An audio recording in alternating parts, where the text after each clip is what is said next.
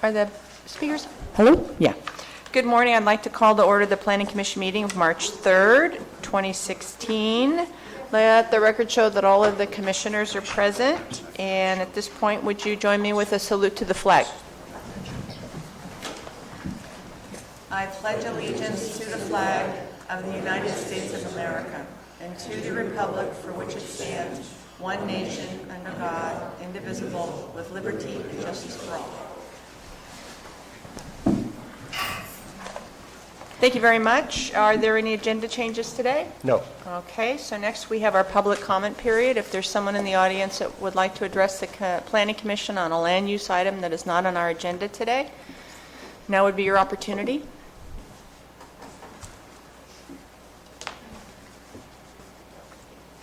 Good morning, Bill McManus, Calaveras Project.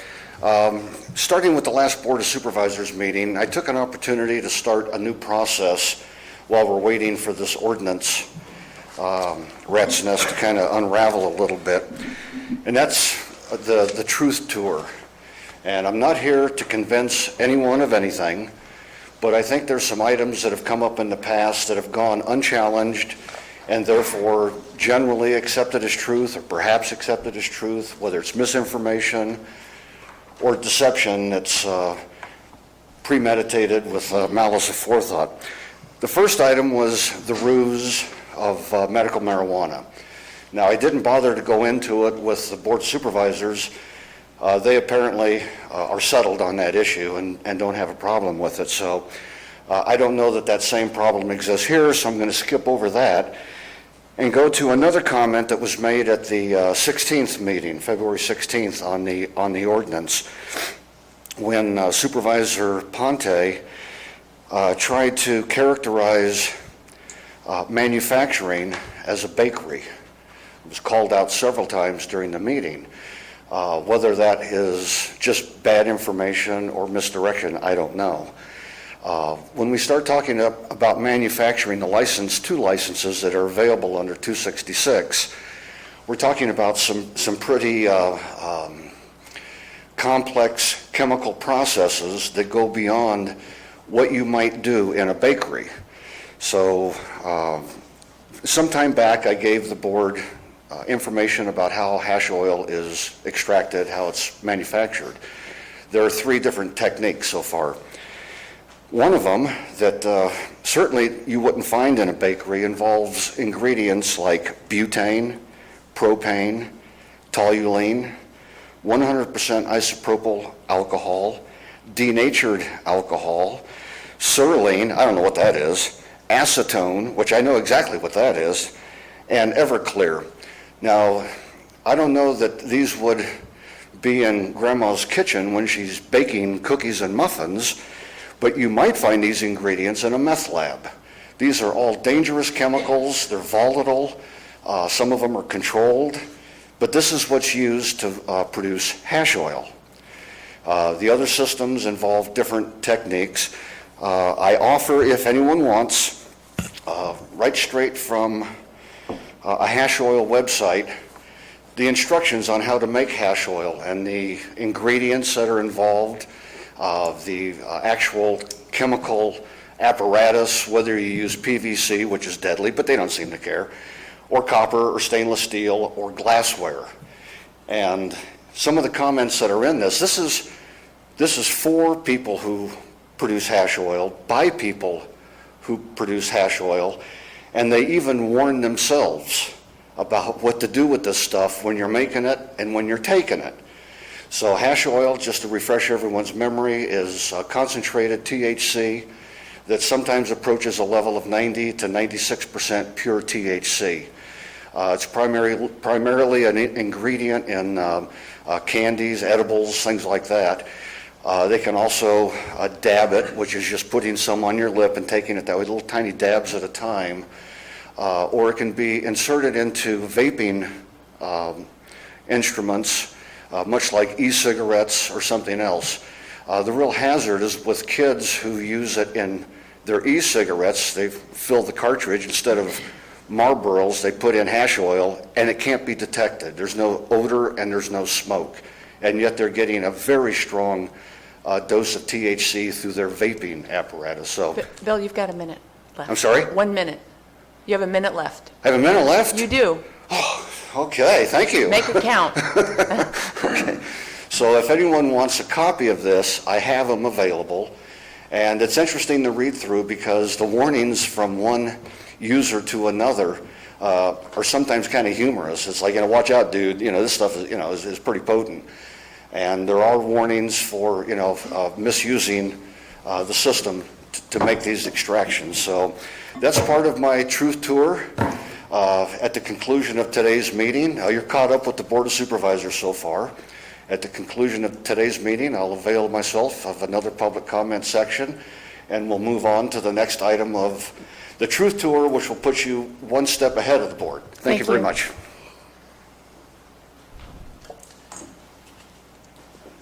Good morning. Mark Bolger from Mountain Ranch with the Calaveras Cannabis Alliance. I just wanted to clarify a few of the statements that Mr. McManus had mentioned. There's two different types of manufacturing that are going to be allowed under state law. There's non-volatile and volatile. Currently under state law, everything that falls under that volatile category is not allowed. That's going to be under the new Medical Marijuana Regulation Safety Act guidelines. I agree that many of the chemicals, solvents he was talking about using are used in these processes, but a non-volatile extraction could be as simple as something like a bakery where THC is extracted through either butter or oil, then titrated into the dosage of, say a candy or edible.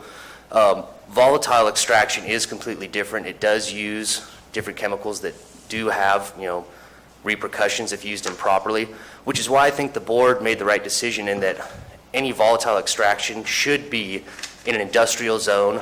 I believe under the ordinance it's requiring a conditional use permit, which obviously is a very arduous process and would have a lot of environmental oversight. So I think that Supervisor Ponte's assessment that a non-volatile extraction could be as simple as a bakery is based in truth. The other methods of non-volatile extraction would be as simple as using a mesh screen to extract the compounds from the plant, or water extraction. So I think you have to keep in mind that the two different categories are night and day. I don't think anyone in this industry is suggesting that non-volatile extractions have, carte blanche to be carried out in as simple as a commercial zone that, would fit a bakery or other type business. Anyway, I hope that sheds some light on that issue. Thank you. Thank you. Anyone else? All right, we are going to move on to the consent agenda, which is approval of minutes from September 24th, 2015, October 22nd, 2015, and January 14th, 2016. Are there any, does anybody have any revisions that we need to pull those, or? I have the dates that we're approving the minutes for is February 4th and February 11th. Me too. Are you looking at the minutes themselves when we previously approved those dates? No, I'm looking at the consent agenda. It says approval of minutes. It says 4th and 11th on mine. Here. This is the February 4th agenda. You're looking at both. Oh, no wonder. I need to look over here. Okay, so let's start that again. So this would be the approval of minutes from the February 4th, 2016, and February 11th, 2016 Planning Commission meetings. Any revisions? Is there a motion? I'll make a motion. Second. Okay, it's been moved, and we'll have Ted do the second, and all in favor say aye. Aye. Aye, motion carries. Next up is the public hearing, which is a continued discussion of the general plan update, and it is a continued from February 11th regarding the conservation and open space element. And Peter, I know that you made some, I don't know if you want to do a summary of the revisions that you looked into as at the request of the Planning Commission, or? No, I don't think I need to go into too much detail. We spent several days discussing the first draft, or actually the second draft, the number of changes were made by the commission. There was a lot of questions that were raised, and with direction for me to come back and look at some of these issues, make the edits, and then bring that back to you. So that's where we're back today. I think that the staff report just sort of goes through each one. I don't know that I need to revisit what's in the staff report. I think we just dive into the changes that were made and see if they satisfied the issues that were raised, and if there are any other questions, we'll try to answer those. Okay. The only thing I had is on the attachment one, it does say revised draft circulation element. Oops. So, but I don't think Yes. that's, just so that we all know we're talking about Yeah. conservation and open space. Good catch. So, with that, shall we begin with, page one? Is there, or just whoever has some comments, revisions, or, any section that you want to discuss? Just start at the beginning. Well, my first one is on page 5, and it is generated completely by a comment from Colleen Platt. Okay, before we do this, anybody have anything before page 5? We good? Yes. On the bottom of page 3, she's talking about the oak woodland replacement and conservation plan. And Mr. Maurer notes that this document, I'm in the middle of that last paragraph, this document establishes a 3-to-1 replacement ratio and is based upon replacement of individual trees. Okay? And then on the relevant portion of the element is on page 17 at the top. It's COS 2, what is it? 2D. 2D is still talking about canopy.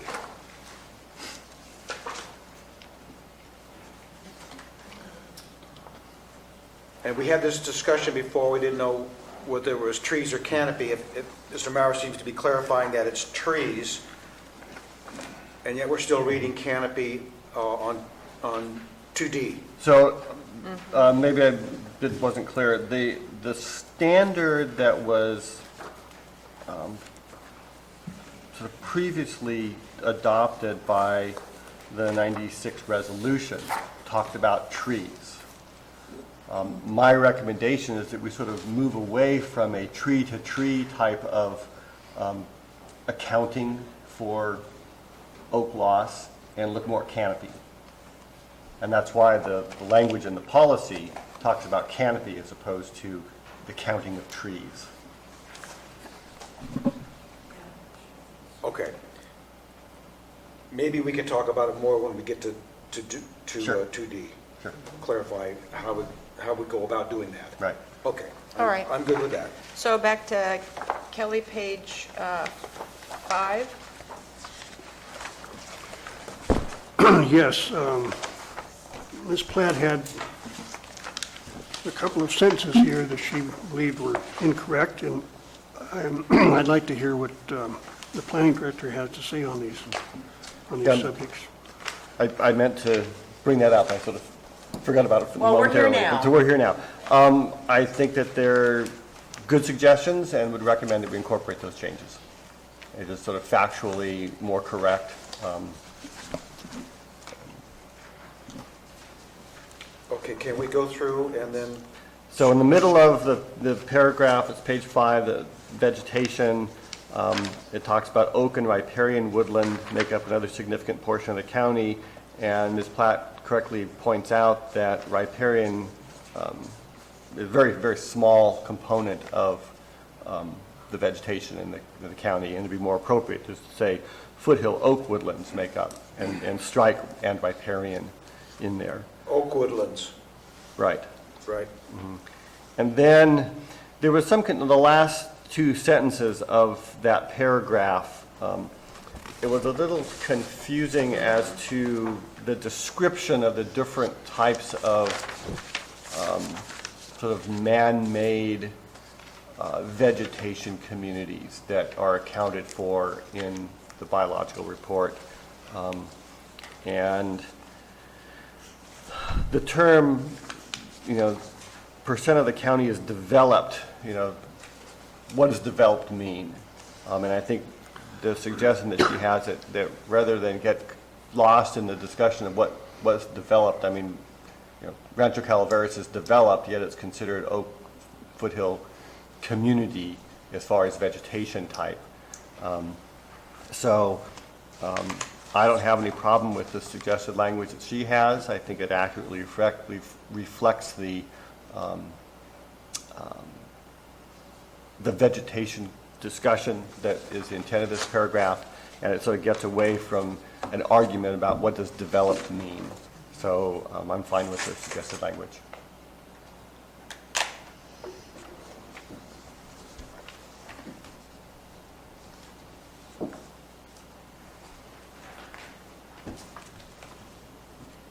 I'd like to thank her for pointing that out.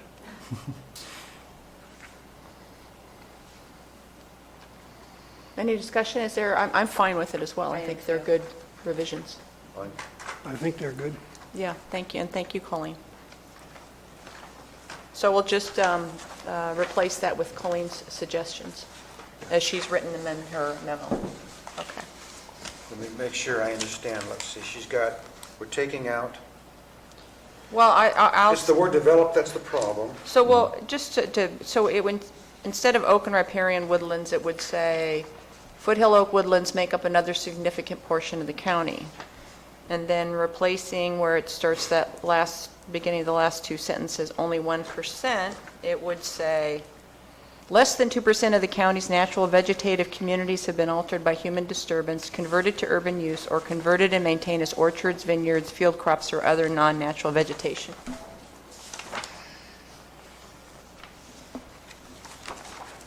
Okay. That sentence replaces the one that starts with only 1%. Yes. The last two sentences. Yes. Both the last two sentences? Right. Okay, fine. All right, moving on.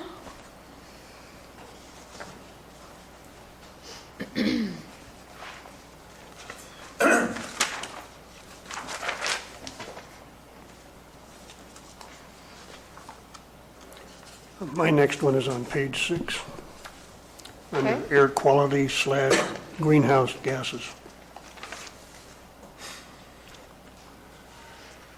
In the second paragraph, the last sentence of the underlined part, the new language, says the county is technically exceeding state standards for particulate matter, PM10. However, this was due to one record in 2013, and there have been no records of exceedance in 2014 or 2015. My question is whether the state or some other agency considers that the county is now, at present, exceeding state standards for PM10 due to this one recorded instance in 2013. My understanding is yes. I got this language directly from the Air Pollution Control District. This was their recommended language, that the way that to the best of my understanding, the way that the state tracks exceedances, it's over a period of time. I don't know if it's 5 years or a number of years. So yes, there was one exceedance. It's not like and that's why the clarification, it was one time, it was 3 years ago. It's still technically, we exceeded it, so therefore the state has that record, and it may go away over time, but right now there was the one time, and it's just a factual statement. We exceeded it once, and they haven't exceeded it since then. So that was the clarification. When a county has exceeded the standard, how long do they live with that excess classification? For some period of time, and I'm not sure exactly the duration, I sort of recall that it was something like 5 years, but I don't know if it's a very time specific. But and I think that the clarification in there sort of clearly notes it was one time, and yeah, technically we're in exceedance, Because we're within that whatever that window, timeframe whatever that window, and we'll timeframe roll is. out of that if we don't exceed it again. That's my understanding, and I don't know exactly what that timeframe But is. these are spot readings, aren't they? There's a date at which they take another reading, and if it happens to be high on that day, the 5 years starts tolling again? Possibly. I think that what happens is it's sort of continuous reading, and anytime there's an exceedance, it's marked. So there are air monitoring stations, scattered throughout the state and the county, and where, you'll see, like sometimes, on the TV news, they'll show, ozone hotspots, and sometimes there'll be sort of, isotherms that show, it starts off a little bit and gets bigger and bigger and bigger throughout the day, and then decreases, and if it gets, it shows it as being red, that's when you're exceeding the standard for ozone or something like that. So there's monitoring stations. It's not just, let's go out and read it right now and see how it's doing. It's sort of, if it's triggered, then it will show up on the monitoring. It's only shown up once. But technically, because it's shown up once, we're sort of in that non-attainment status, at least for some period of time. Do we know what date or month that happened in? I'm sure we could track it down. I don't know. I'm just wondering what the cause was. Yeah. Because that summer in 2013, we had fires burning on both sides of our And- county, and and that could have been not very our well, fault. Yeah, it could have very well been that. It could have been fires over on the, Coast Range blowing in from, across the valley, So all it kinds wasn't of something maybe- wity our county that caused the issue? We think it was an outside source? We don't, No. I don't know. I think that's important. Yeah. I guess I'm not sure that it's, given the overall, text of the discussion, to get into that level of detail in the weeds doesn't really make a difference as far as our policy is concerned. We clearly recognize that the vast majority of the pollution that we're impacted by is transported from the valley and from the Bay Area. Occasionally there are particulate matter issues associated with, could be wildfires, it could just be an inversion, and a lot of wood burning stoves, but that's probably not as likely because we don't have the same kind of sort of valley topography that other communities have. When I lived in Placerville, it was always, you could just see that layer of smoke sitting in there in the canyon where the city of Placerville was. So we don't really have that as much here, but I think it's, again, we said it happened once, it was 3 years ago. We recognize it was there, but it's not something that's an ongoing problem that we have to deal with. And if, over time, the monitoring, it shows it gets worse, then that tells us something, one way or the other. If we start seeing more regular occurrence of particulate matter exceedance, then we have to look at, okay, is it something that we're doing, or is it something that's outside of our control? Is it wildfires? Is it transport? And then we can deal with it that way. But I think it just recognizes that, it happened once, but it's not a regular occurrence.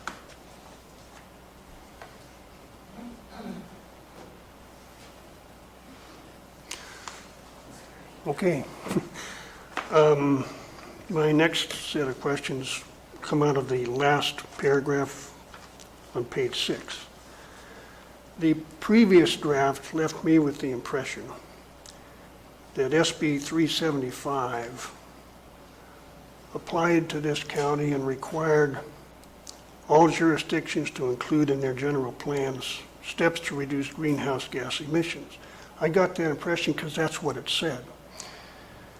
Now this has been modified to delete the sentence that says, state law requires all jurisdictions to include in its general plan steps to reduce greenhouse gas emissions, followed by the citation of SB 375.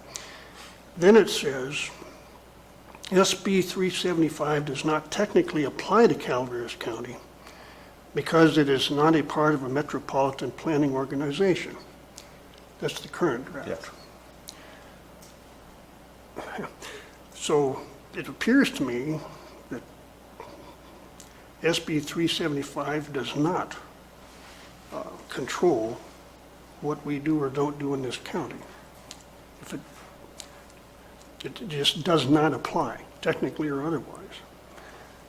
Is there any other state law or rule that requires that greenhouse gas emissions be addressed in the general plan because 375 doesn't do it.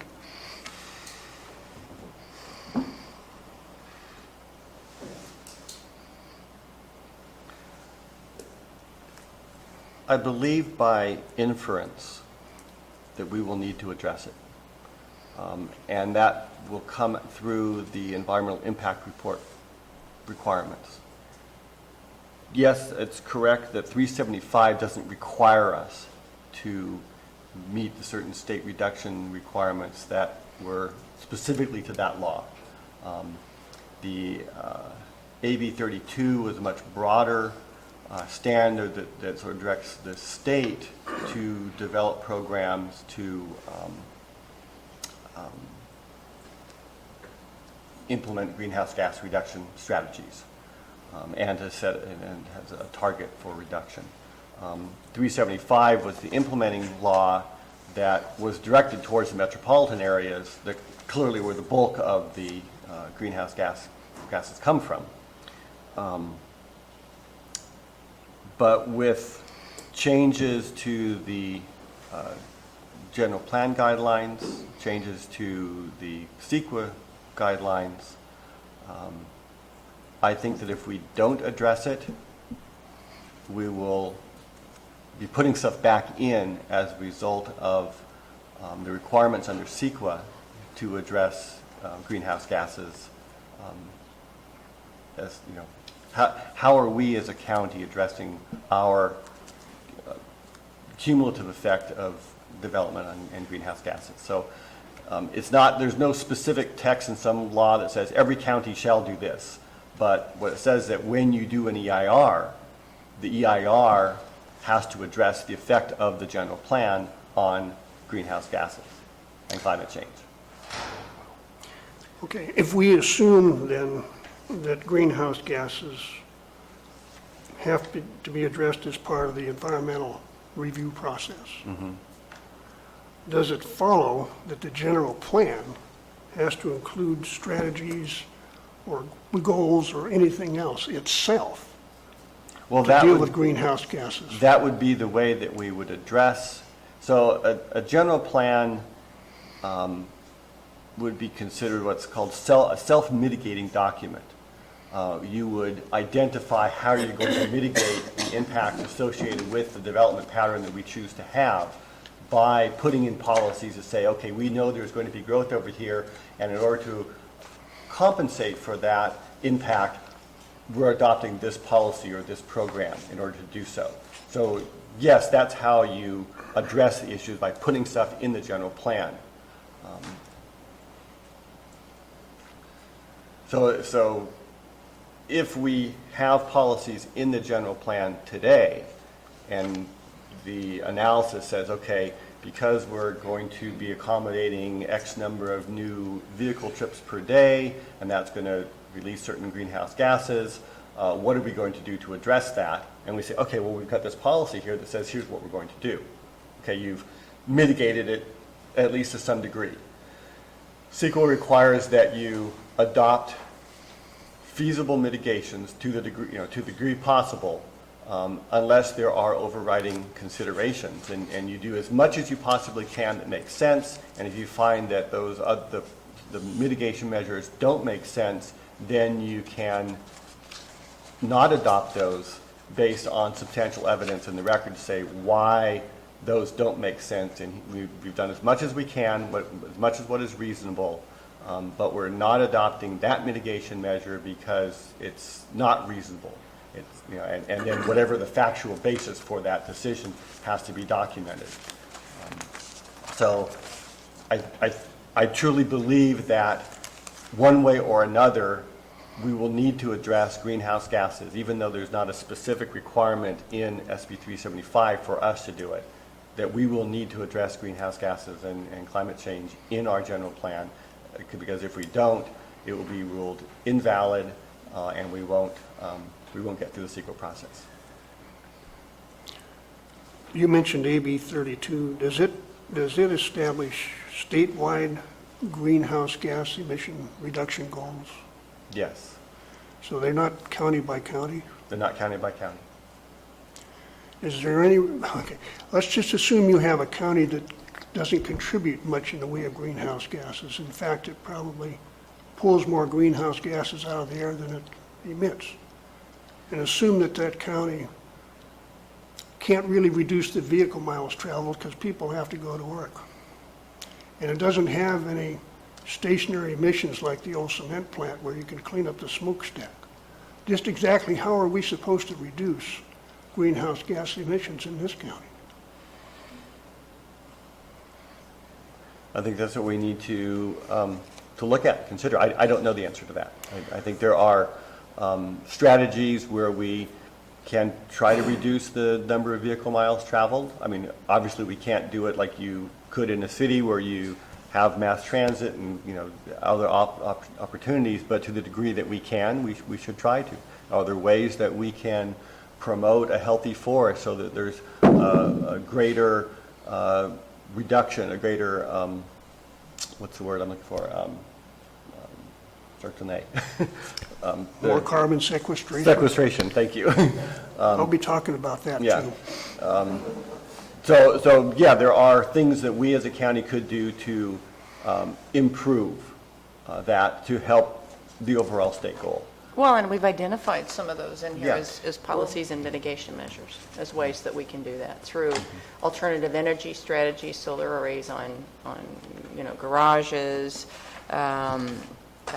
green waste collection instead of burning. So there are tangible strategies that we can do, even though we may be a small, tiny part.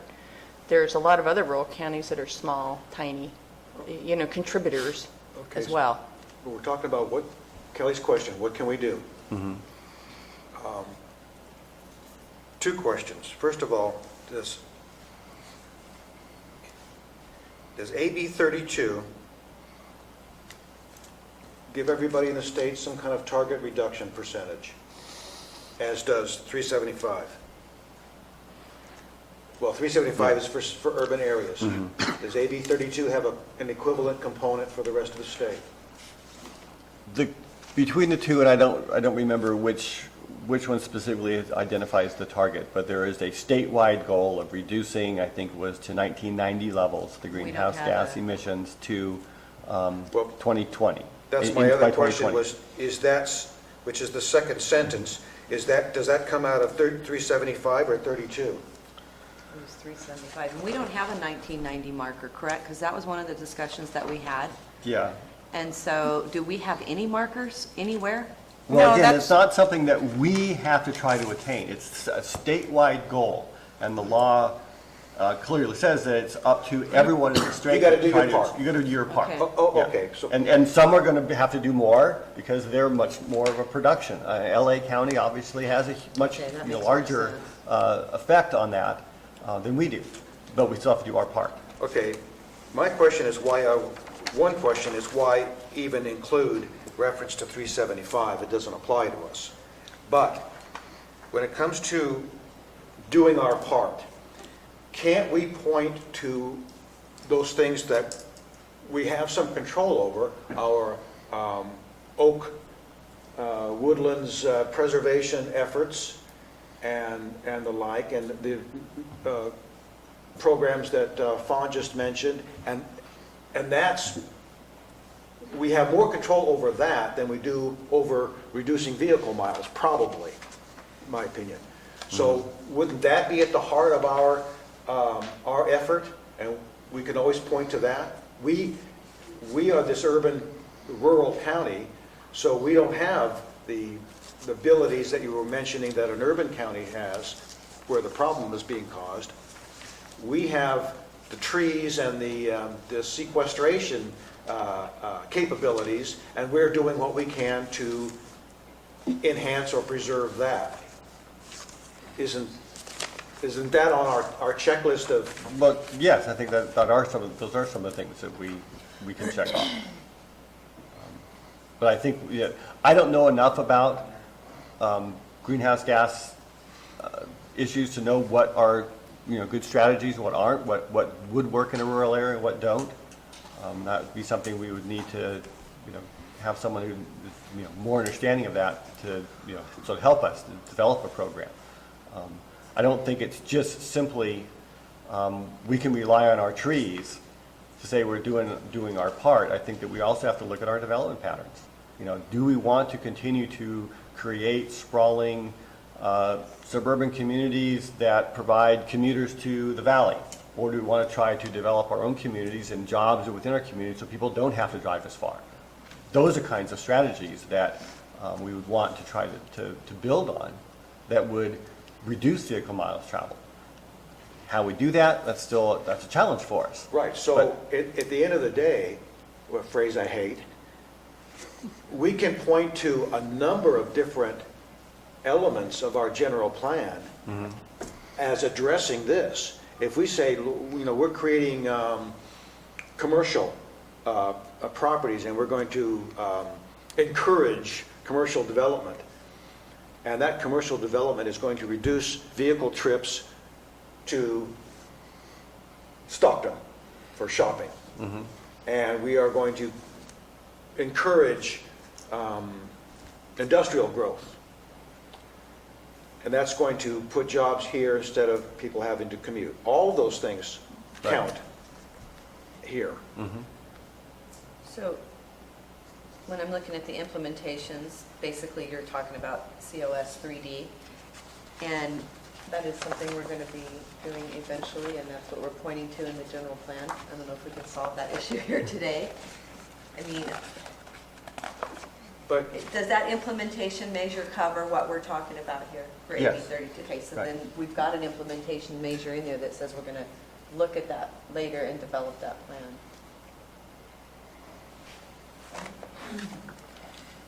Does that make sense what I'm saying? Yeah. No? Another question. Sure.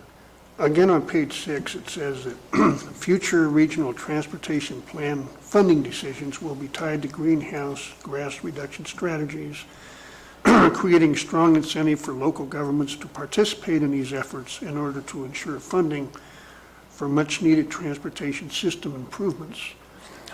How does that work? I mean, what requirements are in place that makes that be the case? So most of the federal and state funding that we get for improvements to the state highway system, which is our primary backbone of transportation, is a competitive grant process. And maybe out of, several $1 billion of money that's available in any given year, there's, 10 times that amount of requests for improvements to be done. Those counties that are, and cities that can show that they have assisted the state in moving in the direction that the state says it wants to go with greenhouse gas reductions, get a higher ranking in those competitive grants. And this is set forth in some state law? Yes, it's just the way it works. That's our experience. I'm sure there's a law that says, here's, Caltrans has its direction of, here's how you distribute this money, and there's a whole set of criteria, and one of those criteria is, how is that jurisdiction doing in, implementing programs associated with AB 32 and SB 375. Okay. Just as a matter of drafting on this paragraph, that same thought seems to appear twice, the exact same thought. One is the sentence that begins, additionally, future regional transportation plan, et cetera, that I read. And then down there, a couple sentences later, it says future funding for regional transportation projects, et cetera. Seems to be exactly the same thought. I wouldn't think we need both those. No, you probably don't. I would suggest taking out the second one. I would agree. where are you? Page 6, last paragraph. So the sentence that started with future Right. funding for regional transportation, it does duplicate what I rewrote up above, so. We're losing that one? Yep. Keeping the underlined corrections. I think that still leaves the question that Mr. Tuna raised, which is, why are we talking about 3975 at all? I suppose it's relevant information, but if it doesn't apply, why can't we just say it doesn't apply? because the CEQA and environmental review reports are going to bring it up in every one. It doesn't have to be in here. I guess because there was some confusion and it took me, there's previously been, in the draft, I did some more research on it and learned a little bit more about the whole issue. And just thought, well, we already had it in there before. I didn't want to just take it out entirely. None of this discussion is really critical, other than to help sort of explain how we got to the goals and policies. If, we could certainly start with, the strike the however, and just say as part of the environmental review plan, if you don't want to have the discussion, or we could just revise, it doesn't matter to me. We could take it out, we could leave it in. I don't think it's really critical one way or the other than to provide a little bit of information as to, a lot of communities are, they're required by the law to address it, and some people may wonder, well, why isn't Calaveras doing it? Oh, because it doesn't really apply to us, that's why. So that was sort of the reason for the clarification. So if we're reaching out to get a grant, and we haven't addressed that issue in our general plan at all, even though it doesn't apply to us, would we still be able to use that in the grant process of, is that going to hurt us not being in there in that process? This language specifically, no. No, then- No one's going to really pay much attention to that. What's going to be more important Other is policies. later on, as we, adopt the program, or we start, it's our actions that are going to count. Okay. Then I'm good with striking it. I suppose we could just start with the statewide target is to reduce emission levels by 2020 to those of 1990, and then continue with what's there, and then strike the part that says SB 375 does not technically apply, et cetera. And at the beginning of the next sentence, strike the word however, and that would get rid of what's extraneous. Do you think that we should leave the AB 375 does not technically apply just as a bullet point so that it doesn't get brought back up? Is it good documentation to state that in here, that it doesn't apply? But it could be. Yeah.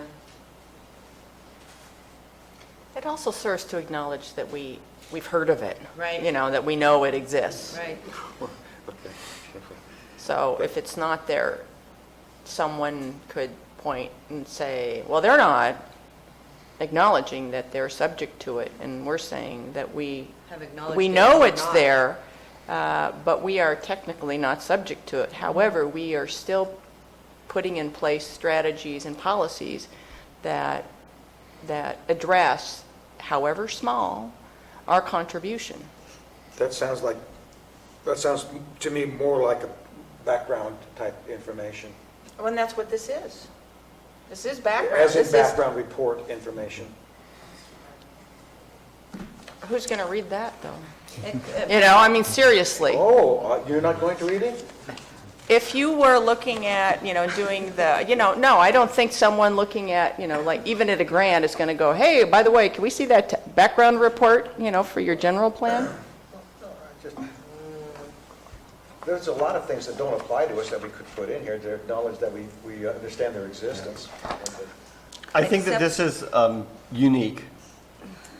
There are a lot of laws that don't apply to us, and we haven't addressed them because they don't apply. But I think that the fact that we're sort of forced into addressing it through sort of the backdoor of CEQA, that's why this whole discussion is in there. That, and you have the attachment of AB 32 coming in right behind it, so it's kind of there's a connector there, and we've Yeah. got goals and policies on AB 32 at the backside of this plan. You know what, leaving it in there doesn't bother me all that much. If you think it should be in there because our CEQA review will look better because we acknowledge its existence, I don't see how, but the fact that it states that it doesn't apply to us is enough for me for now. Same here, except I would strike the word technically. Whoa. Snappy. Mr. Worcester's comment is well taken. I agree. Which was what? Could you just? The word technically. It just doesn't apply. Yeah, It's not a technicality. Just does not apply. correct. Okay. Good catch. So would we be striking from however? No, No, we're Okay, just what- going to leave the rest as it is. the rest of it stays. Yeah. We're going to strike technically, we're going to strike the second reference to regional transportation projects and funding, and other than that, leave it as it And is. everything stays the same. Did you follow that, Lisa? Okay, so from much needed transfer, just the underlined marks are going to stay, and starting at development, we're going to remove. I'm not sure. So it'll still say, it'll start saying SB 375 does not apply to Calaveras County because it's not part of a metropolitan planning organization, MPO, blah, blah, blah. The rest stays the same until you get to the second to the last sentence of the paragraph that begins with future funding for regional transportation projects will be tied to the SCS creating an incentive for local governments to participate in these efforts. That sentence will be stricken. Okay. But we're keeping the first part of that Yes. paragraph, okay. Okay. Yeah. We moving on?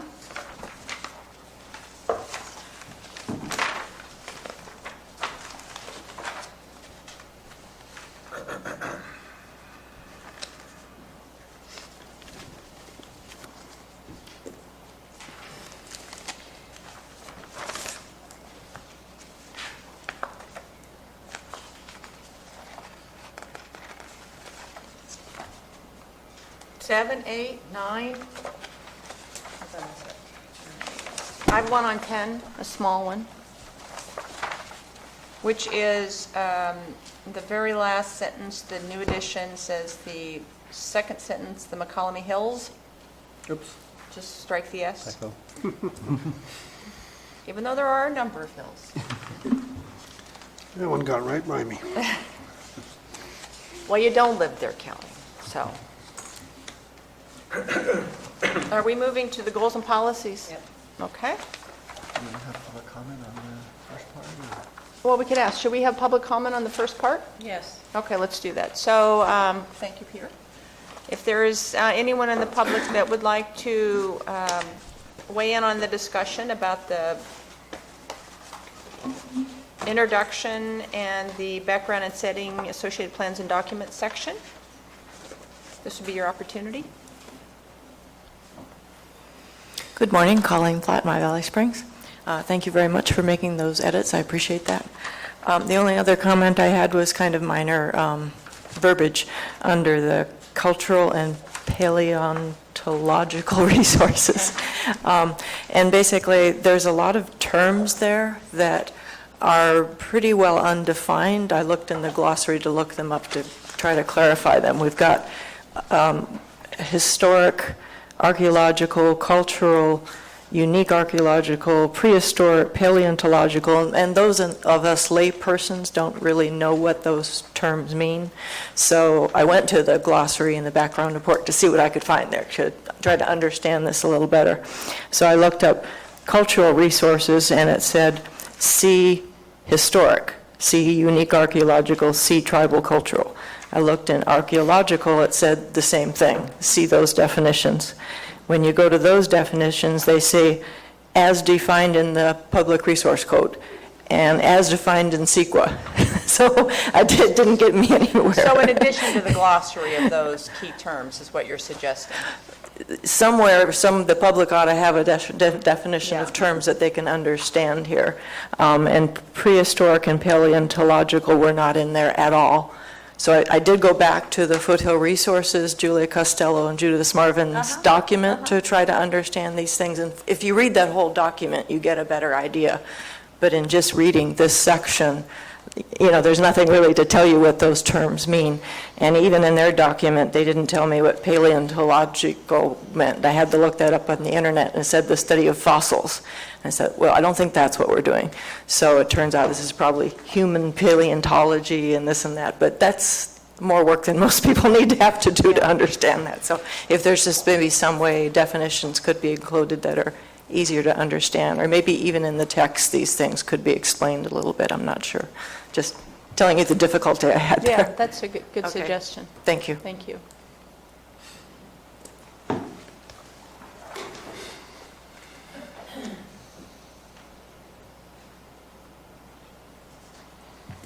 Good morning, Vicki Reinke, Calaveras County Republicans. Again, I just wanted to agree with some of the discussion that you guys had on the air quality greenhouse gas section. I know some of that won't happen till the future, but when we start talking about how we're going to, I hate to even use these words, mitigate what, but I just wanted to make a couple comments. Again, it's almost like we have to make a problem to solve a problem. And I liked what Kelly Wooster was saying, asking the questions about what is our problem here. It's like we have to create something, but hopefully the direction it'll go is again, giving reason why we already are in compliance, and not to come up with silliness like, oh, you can't drive to work only on Mondays and Fridays because you're going to cause greenhouse gas. People like myself, I understand some of this stuff. It is basically control of people. I know that sounds ridiculous, but it isn't. It's all over the Bay Area. People that I know that live down there see it every day. They're even going to start looking at the miles traveled, putting things in our cars so that they can then tax us on how many miles we drive. These are scary things. This is part of it. And I think here in Calaveras County, we should reject it wherever possible. And be careful with the funding you start getting from some of these groups too. Make sure what strings are attached, because you know what? Sometimes it's not worth the money. We're very happy up here if our roads aren't perfect. But we aren't happy when we feel like we're being controlled by government agencies on how we're going to live our lives. So I know I went beyond that comment, but I appreciate what you guys are doing. So thanks. Thank you. I'm Peter Reyes from General. I just maybe want to get a clarification. Did we ever find the level or standards from 1990 air quality that we're supposed to meet? I think we asked before, was there any numbers available that we're supposed to meet? Okay. No. I just want to make sure that's on the record because that was private conversation. That's one thing. AB 32, if there's any difference in opinion in AB 32 and you want to, let's say, appeal, where do you appeal to? Is there an official site in California from the, I don't know what kind of government agency you want to call it, the ones who are controlling AB 32? Am I wrong that they decided to incorporate out of state so they don't have to comply with Brown Act? Do they have an official site in California to appeal and talk about AB 32? That's a clean air. Maybe I'm wrong, but the last time I heard, they incorporated on the East Coast, I think it's Delaware because it's good for corporation, because they had so much hassle from the people, they went someplace where they did not have to comply with the Brown Act. Do you, maybe you can voice the office that you will go to do any appeal on any business, what the group that's in charge of AB 32? Well, there isn't a group that's in charge of AB 32. AB 32 is an assembly bill that's state law. There's a state law, yeah. But there's an organization that's in charge of it and appeal to. Air quality, Air quality, fine. right? I think there are a number of different state agencies that are charged with implementing that. Caltrans, it depends on what the actual action is that's being taken, whether it's a road project that requires Caltrans approval, whether it's grant funding through the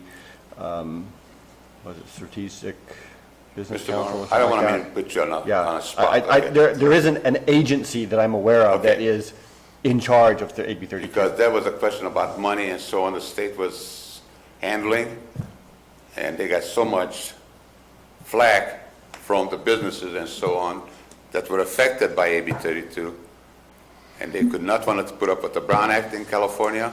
They boogied out to Delaware and incorporated there as a governing body. But if I'm wrong, I'll be more than happy to be corrected. Thank you very much. Thank you. Anyone else? All right, I think we're going to move on to a discussion of goals and policies. Beginning. Oh, sorry.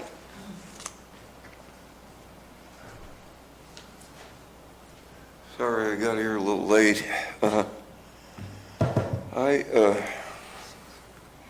I'm concerned about Could this. you please state your name for the record? Robert Garibaldi. Thank you. Property owner in the Butte Fire area. I'm really concerned about the scenic section of your thing you're going to vote on. And I've been thinking about this. I was here last meeting, and I thought it was all over with, but I guess you hadn't voted on it yet. But I've been thinking about this, and if you look at the map of California, you'll see that the federal government and the state owns probably around 45% of California. And we just took a trip over to Carson City, and it's just a beautiful trip when you go over and see that.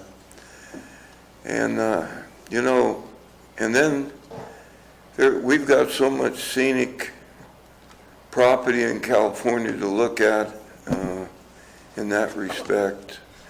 And now you want to put restrictions on our private property.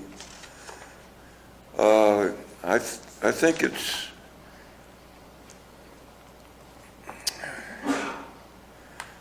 think it's very, very improper for the property owners, because we're being strangled by the regulations coming down from the state and these green laws that are coming down on us. And you want to add one more law that restricts us to build on top of a hill in a scenic area, or you're trying to make a scenic area off the highways. You're just putting one more regulation that's strangling the private people, the private owners that are paying these taxes. And like I say, there's so much scenery property that's owned by the government. Why are you doing this to us property owners? I wish you would reconsider and not regulate us so much. In fact, we're being regulated so much that a lot of us people in the Butte Fire area are thinking about moving out of this area, because we've got to put in new septic systems now. All of these regulations are coming down on us. It's strangling us. Please reconsider. Thank you. Thank you.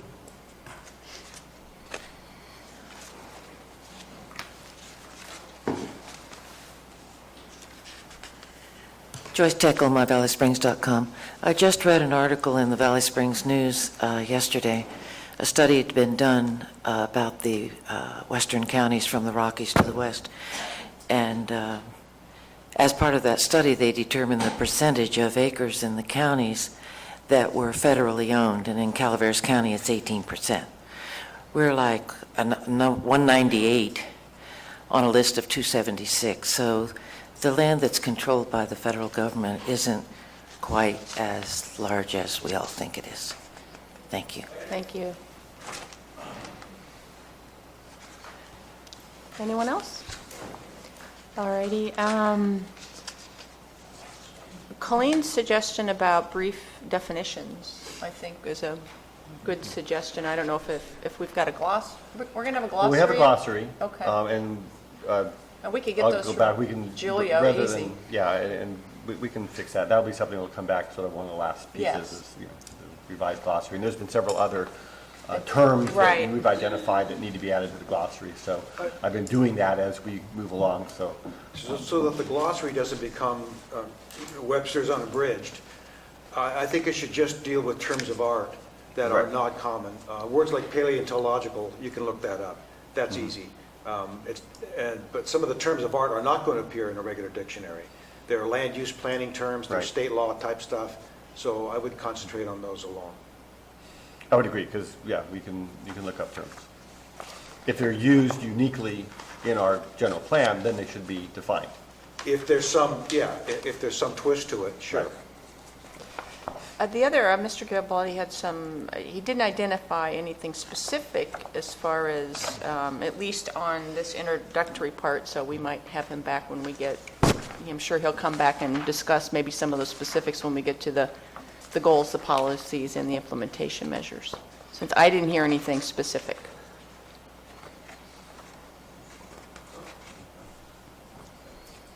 Does that make sense?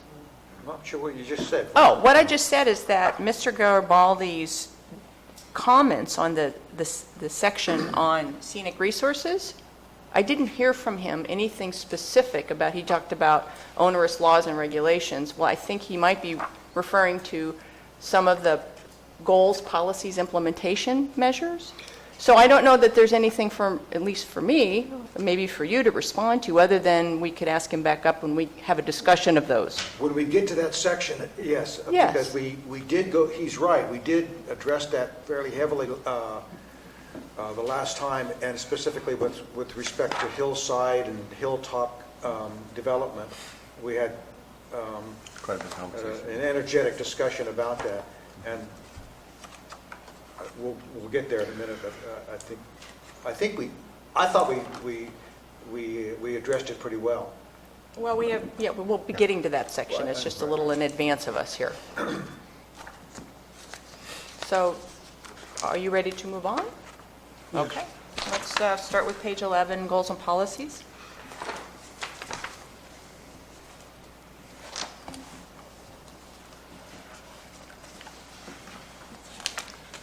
I don't have anything until COS 2.1. 2.4? 1, All right, so go ahead. just a language suggestion. It reads, "New developments shall use site planning techniques including buffers, setbacks, and encourage." It should say, including buffers and setbacks, comma, and encourage, just as a matter of grammar. Sure. Yes. Yeah.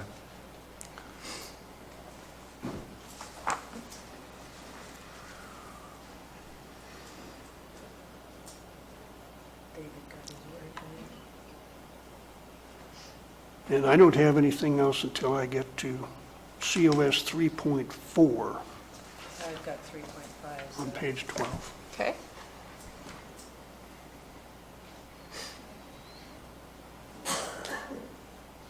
Oh, actually, I have a 2.8. Didn't we add support efforts to eradicate invasive plant and animal species? I think we discussed that, and I think the planning director was going to consult with the ag commissioner on that subject. With who? The ag commissioner. Oh, okay. And I did not get a chance to do that. Maybe we can just say invasive species. Yeah, that's And that good. would That address kind of both. covers everything. Including people from Mexico. Oh, I'm not going to comment on that. Oh, invasive species, okay. Are we good with invasive The species? internet will be afire with comments about that. So 3.4, I believe it was.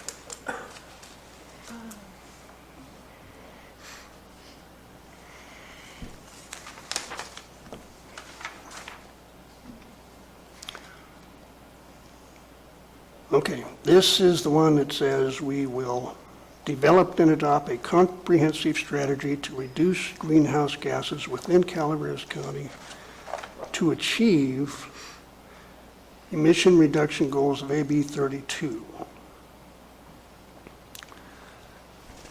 AB 32 sets statewide greenhouse gas emission reduction standards.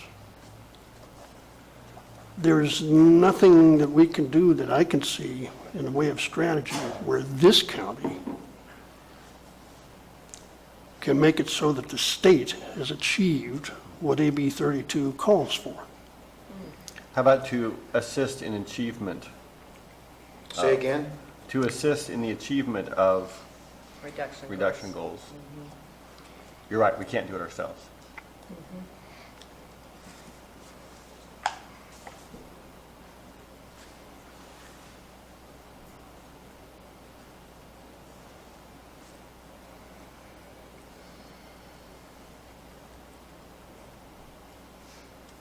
So it would be to assist in achieving emission reduction goals of AB 32. Yeah.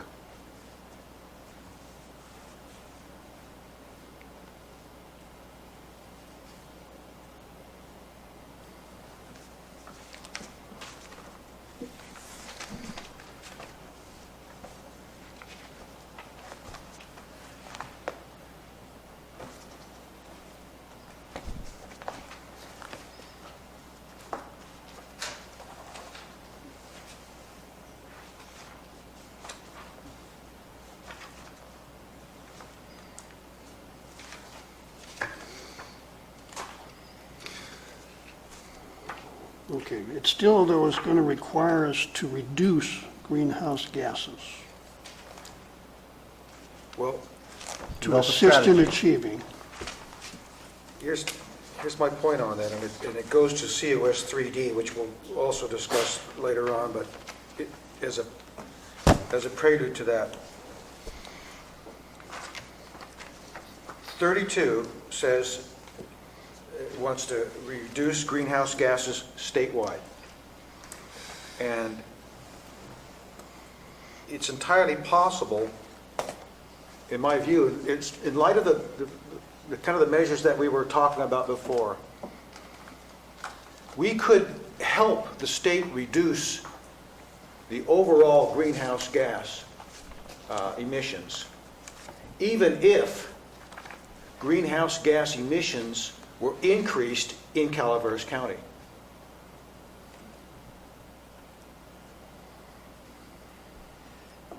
Let me prove my point. Yeah, okay.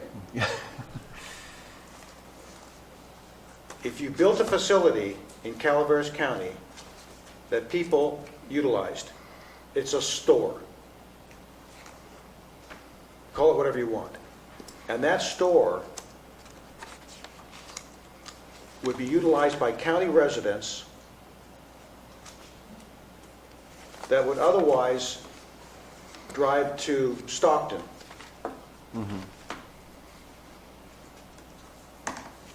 It might even be, well, it would be kind of like a regional store. County-wide people would go there.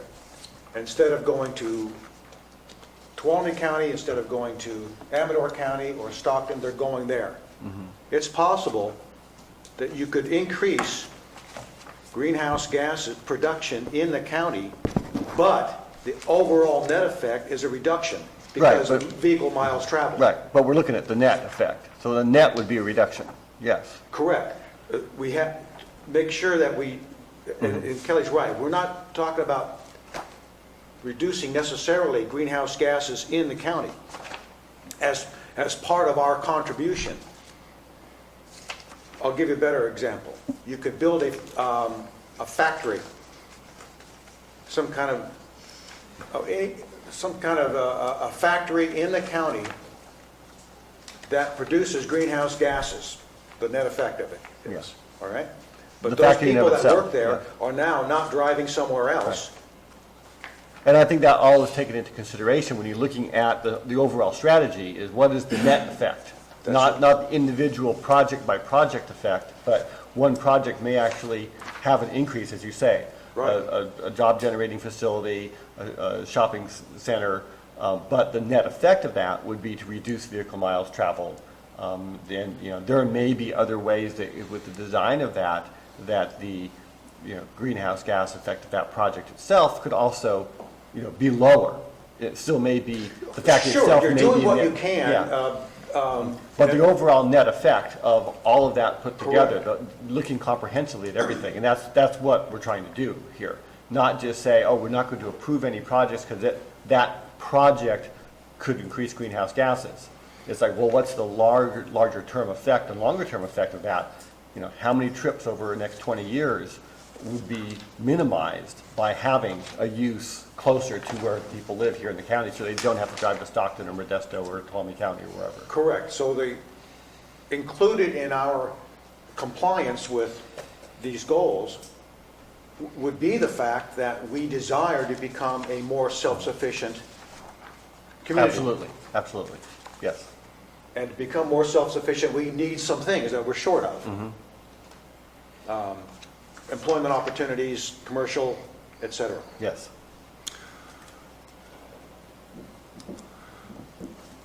Does smoke that's generated when you have a wildland fire produce greenhouse gases?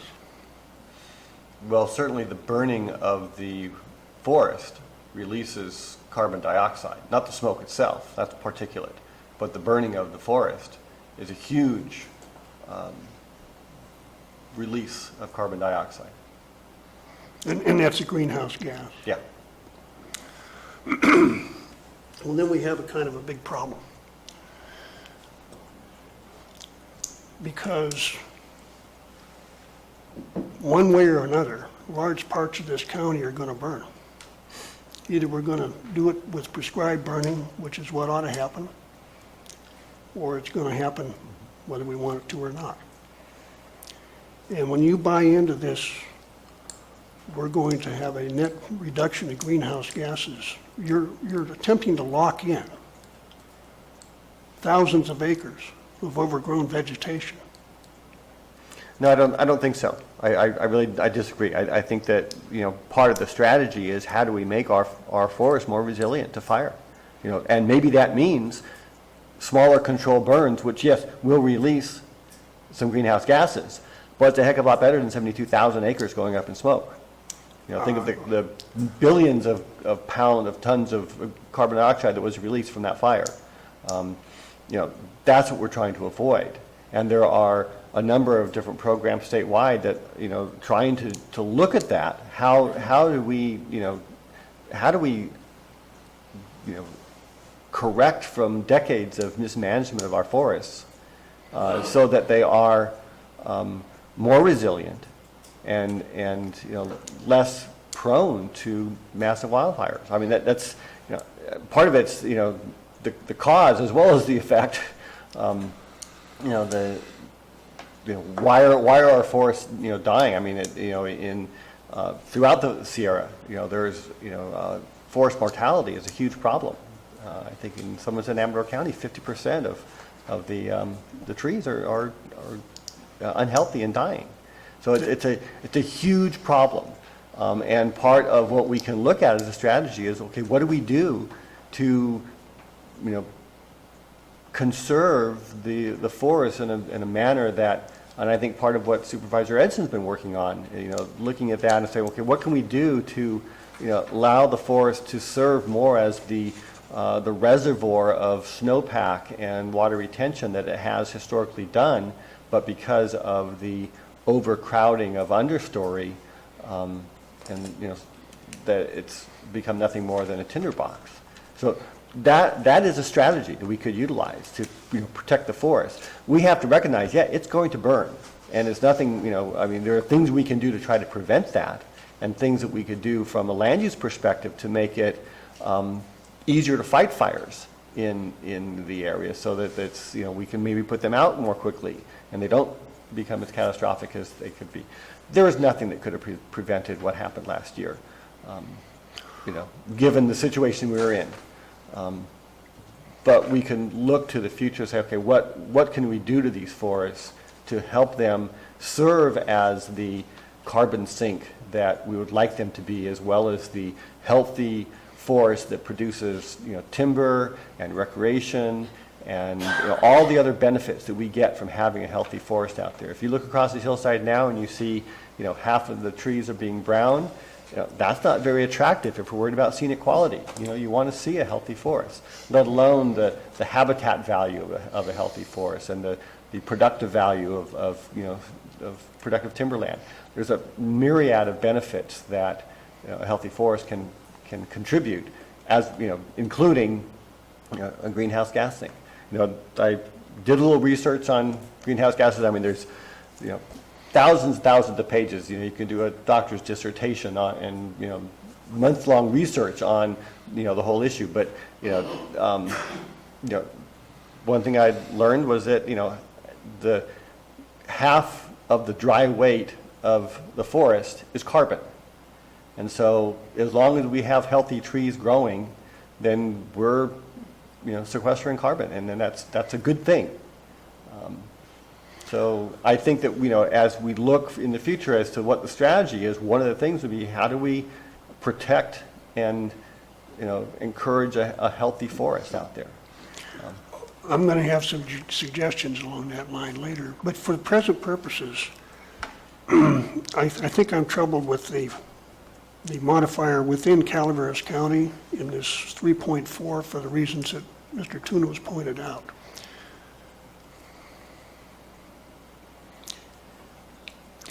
Well, I think the language that Mr. Maurer just suggested takes that out, because I believe it would read, develop and adopt a comprehensive strategy to assist in the achievement of greenhouse gas reduction as required by AB 32? I didn't reorganize it that way, but that would work. I just develop and adopt a comprehensive strategy to reduce greenhouse gases within Calaveras County to assist in the achievement of emission reduction goals of AB 32. But if there's some other language, if you want to reorganize that the way you said, that's clearly up to you guys. Well, why don't you just say, develop and adopt a comprehensive strategy to assist in achieving emission reduction goals of AB 32. Cleaner. Okay.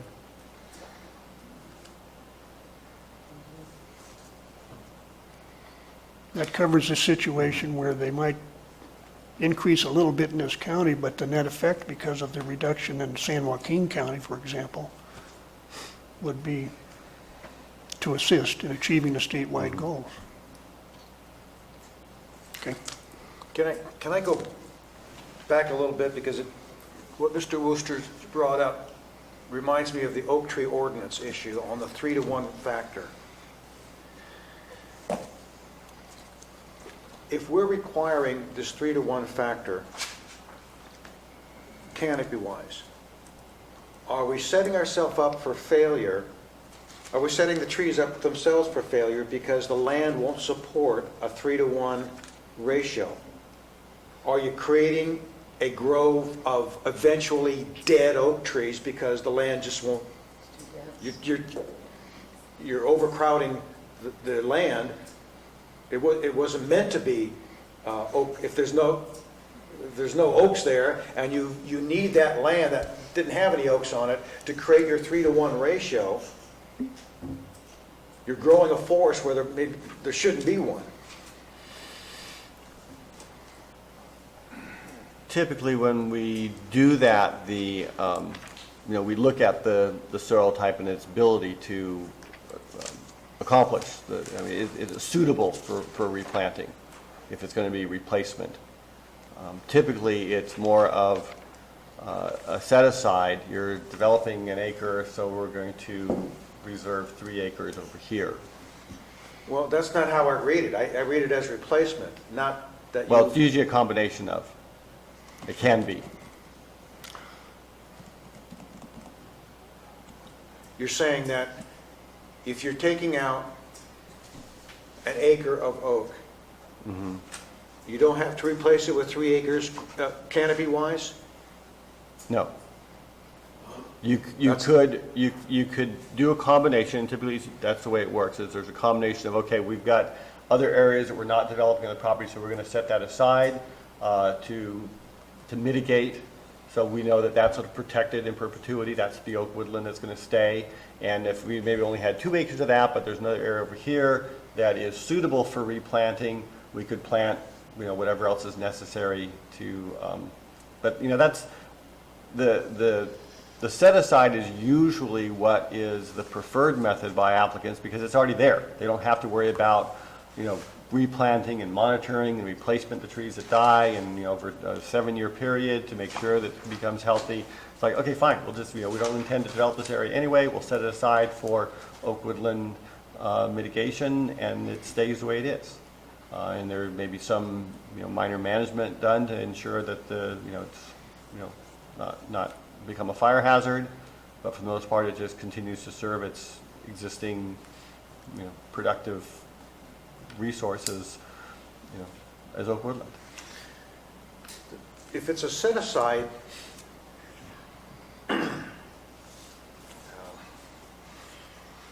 In the end, those kinds of set-asides result in a net loss of oaks, but it's recognized that that happens. I mean, every time there comes a point where you can't replace everything that's being developed.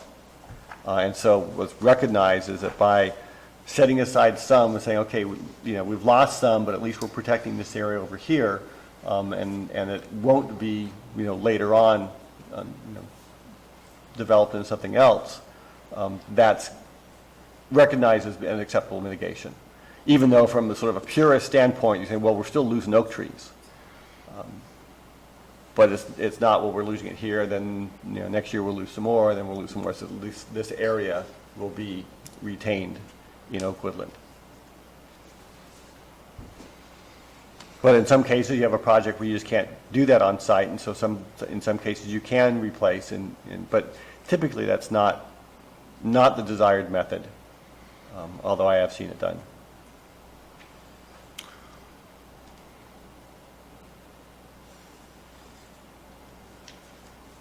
I'll have more to say on that, but I thought I'd wait till we got there. okay, maybe the other area, we'll talk about policies or measures is a better way to talk about this, but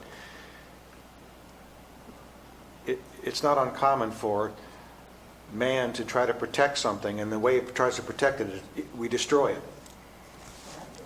Okay, we don't want to cut down oak trees because we love oak trees, and then in fact they need to be cut down so that the good ones can stay healthy and the scrubs can be taken out. And in the process we reduce the fire risk and we have other good benefits, but is there anything in our oak woodlands preservation efforts that prevents that kind of healthy management of oak groves? No, there shouldn't be. It depends how we develop that, but there should be provisions for ongoing maintenance and management of those lands. Yeah, okay.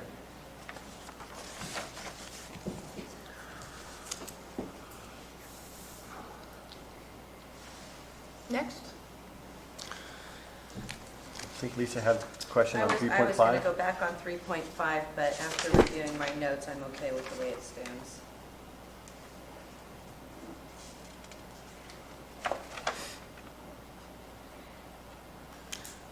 I don't have anything else under goals and policies, air quality / greenhouse gases.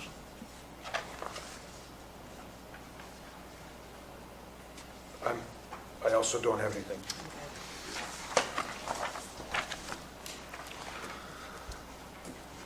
Okay. So are we on to scenic resources? Yes. Yep. My only comment there would be in partial response to Mr. Garibaldi's question, which had to do with restrictions on building on top of hills. We deleted that part of the policy 4.3 that dealt with that, and we replaced it with, I think, a standard that came out of the 1996 one.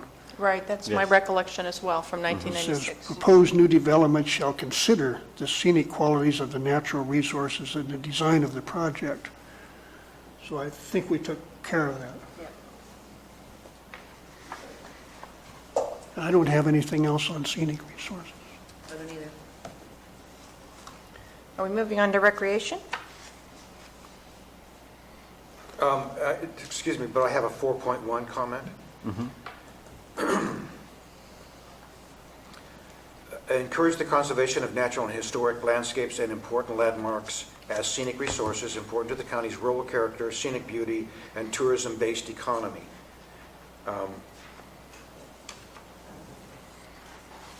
That's saying that the economy of Calaveras County is tourism-based.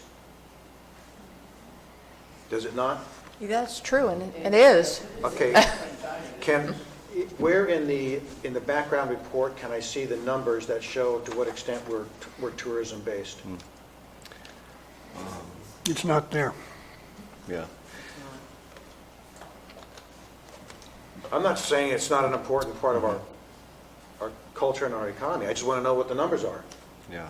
I don't have those numbers, and we could. And I'll tell you that I've been looking online to the extent that there's websites that try to purport to show that. And there isn't I can't find a source that shows tourism-based economy for Calaveras County. But I have shown a site that talks about hospitality, uses the word hospitality, which I'll take to mean at least part of tourism. Probably restaurants and hotels. Right. And it's about at the bottom of the list of economic factors in the county. It's extremely low. I forget who it was, somebody in the audience had provided. So Pardon me? Lisa Bolton. Oh, okay. Mickey spoke and Kevin Ryder, Ag Commissioner, also quoted figures. Right, so we do have some numbers, and if it's, I'd sure like to see them because I can't find them. Okay. And the source. Yeah, and I think the Economic Development Corporation, maybe they had some numbers, but, Well, I didn't read this as saying the entire county's economy was based on tourism. I just read that as referring to that part of the economy that is based on tourism. That's how I read it. But I would agree with Mr. Tuno that if it's meant to imply, or does imply, that the entire economy of this county is tourism-based, I think that that's not accurate. Yeah. We And could it say might the be better to tourism go back to aspect what of we the had before. economy.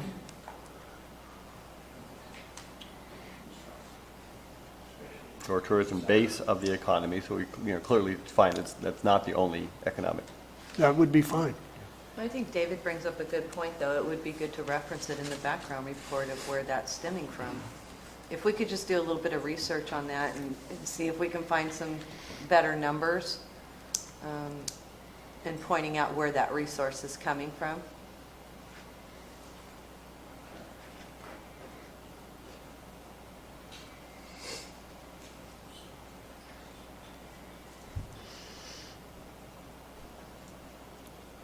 It's not just because of this one policy statement. We reference our desire to enhance our county as a tourist attraction to support this component of our economy. We do it many times. I'll see And what I can so I find. think, okay, so we're putting in a lot of effort to that component of our economy, and I can't find a number that shows that it's worthwhile. I'm sure it is. Mind you, I'm sure it is. But somebody's got to. I need a stat. I need to look at a stat, and I cannot find one. well, I think that they're certainly out there and available. I mean, just looking, there's an article here on the Calaveras Enterprise from 2002 that compared agriculture and timber had combined revenue of $32.8 million. Tourism generated $186 million. That was, 14 years ago. So I think those numbers are readily available, and we could certainly include them in the background report. I would like something in the background. It's pretty report easy. I don't that think that's categorizes, because a tough one at all. And maybe the site that I went to just doesn't list tourism for anybody. It breaks it down. So I was trying to combine categories to try to create a tourism category, and it still didn't add up. Okay, well, I'll see what I can find, and we can add So, that. are you okay with the language in 4.1? Because it doesn't state that's our... Well, The suggestion was made to change Kelly it. interprets it a little differently, and that's fine. Mr. Maurer came up with a phrase that, It was in tourism base of the economy.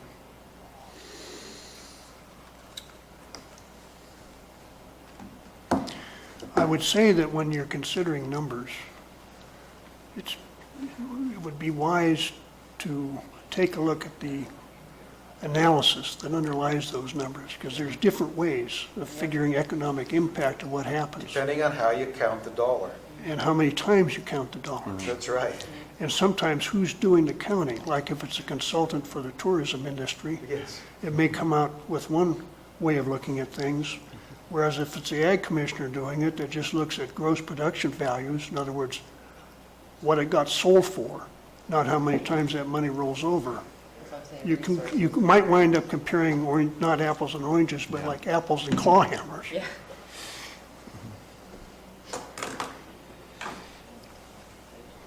I'll see what I can find out there that makes Okay. sense and is applicable to what we need for here. In addition to whatever we find out here, so if the sentence were to read in the latter half of it, scenic beauty and the tourism component of the economy. Whatever it is. But again, not for just purposes of 4.1, but throughout the general plan, where tourism is a feature, we should understand what we're talking about. I'd like to see some objective numbers. Okay? I'm All right. fine with that change. Sure. So, any comments on recreation? Pardon? Recreation, the next section? Fine. Or cultural and paleontological resources? No. No, All right, so shall we take a little break and have public comment when we come back? Please. yes. All right, so we'll be back at, 10:43. We're adjourned. We're back from recess. And at this point, I'd like to ask members of the public who would like to provide comments on the policy section, beginning from page 11 to page 14 of the draft. This would be your opportunity.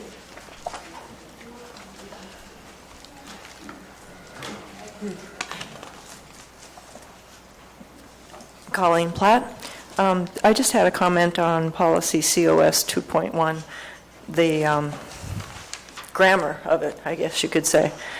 It reads, new development shall use site planning techniques, including buffers and setbacks, and encourage clustering. It almost seems like a contradiction. It shall do this and then encourage this. And I was encouraged, so it seems like the sentence contradicts himself. I was going to suggest perhaps you could consider new development shall encourage site planning techniques, including buffer and setbacks and clustering. Oh, Does that sound? We'll consider that. Okay. It just sounded a little bit more sensible to me. Thank you.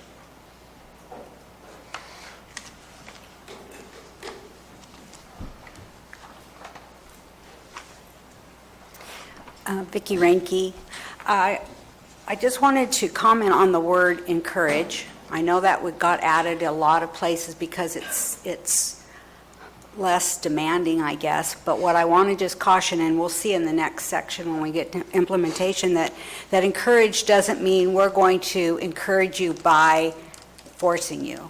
And, putting something in the policy that says, well, if you do this, you can't do something else. And so it's not any longer encouragement, it's more telling someone, demanding. So anyway, I just wanted to bring that up because I think the intention is there of encourage, but I want to make sure that it doesn't end up demanding, so thanks.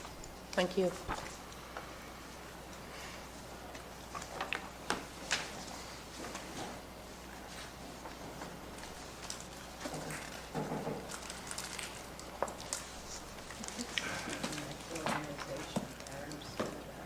I'm Robert Garibaldi, and property owner on Highway 26.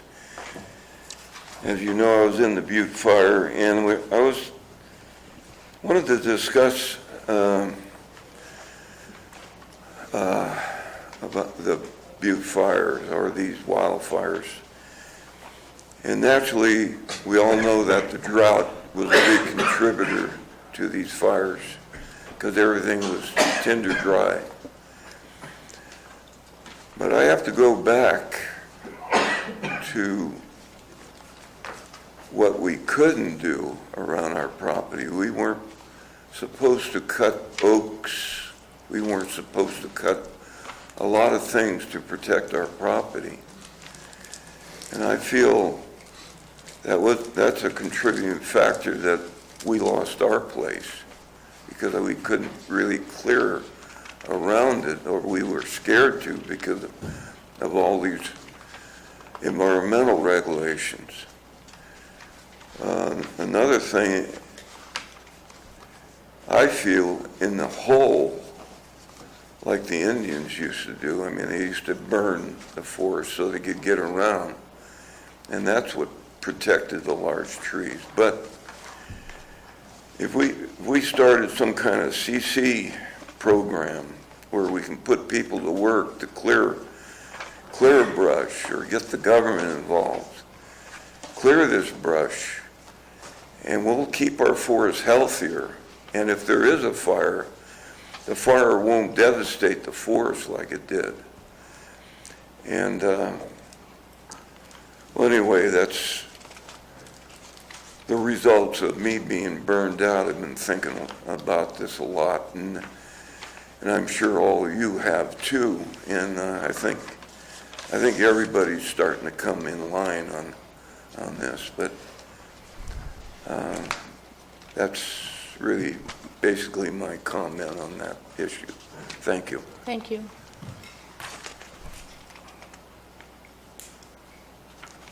Marty Crane. I think one thing that might alleviate some of Mr. Garibaldi's concerns is to know that for the last 12, 13 years, we've been working on building the CHIPS program with this Calaveras Healthy Impact Product Solutions. And it does put people to work in our forests, our local forestry workers who are now out of work, putting them back to work in our forests to clear the lands and use the products that come out of that to generate an economic base. So that's a really good thing that we should all support. Thank you.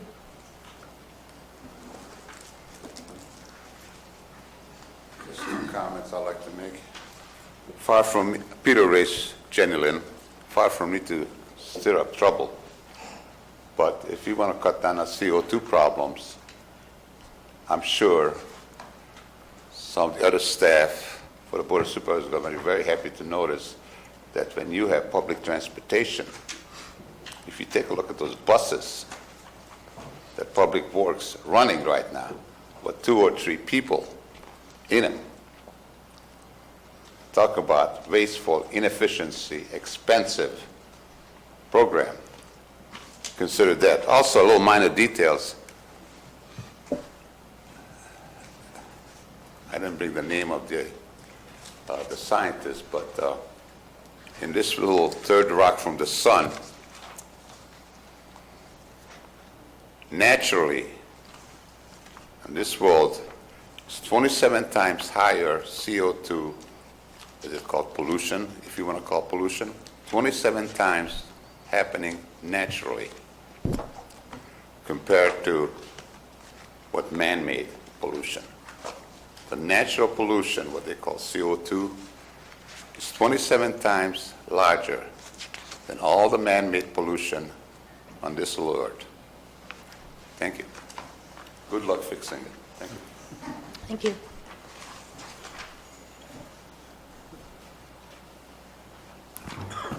Mickey Williamson.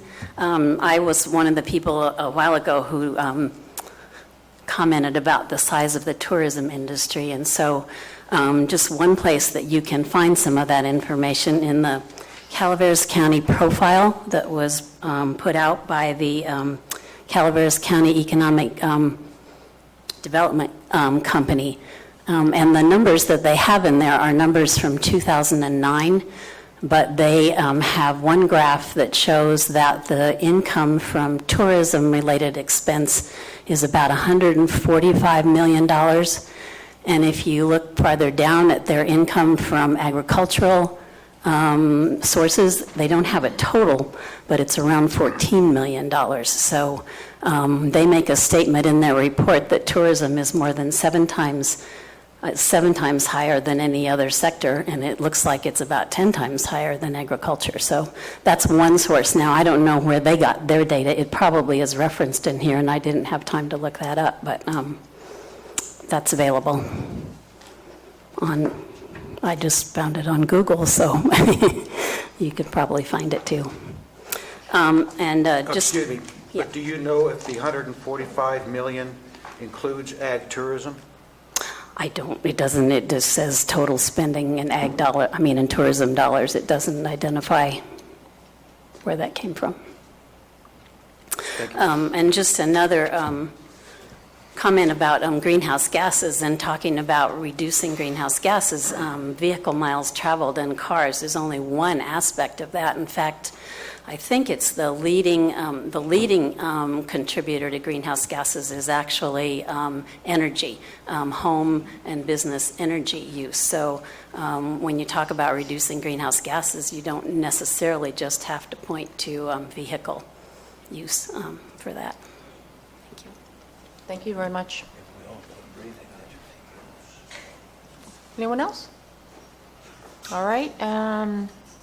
Colleen had a recommendation on 2.1, which I'm not sure I got, but it may be, and was just to say encourage new development to use site planning techniques including buffer setbacks and clustering.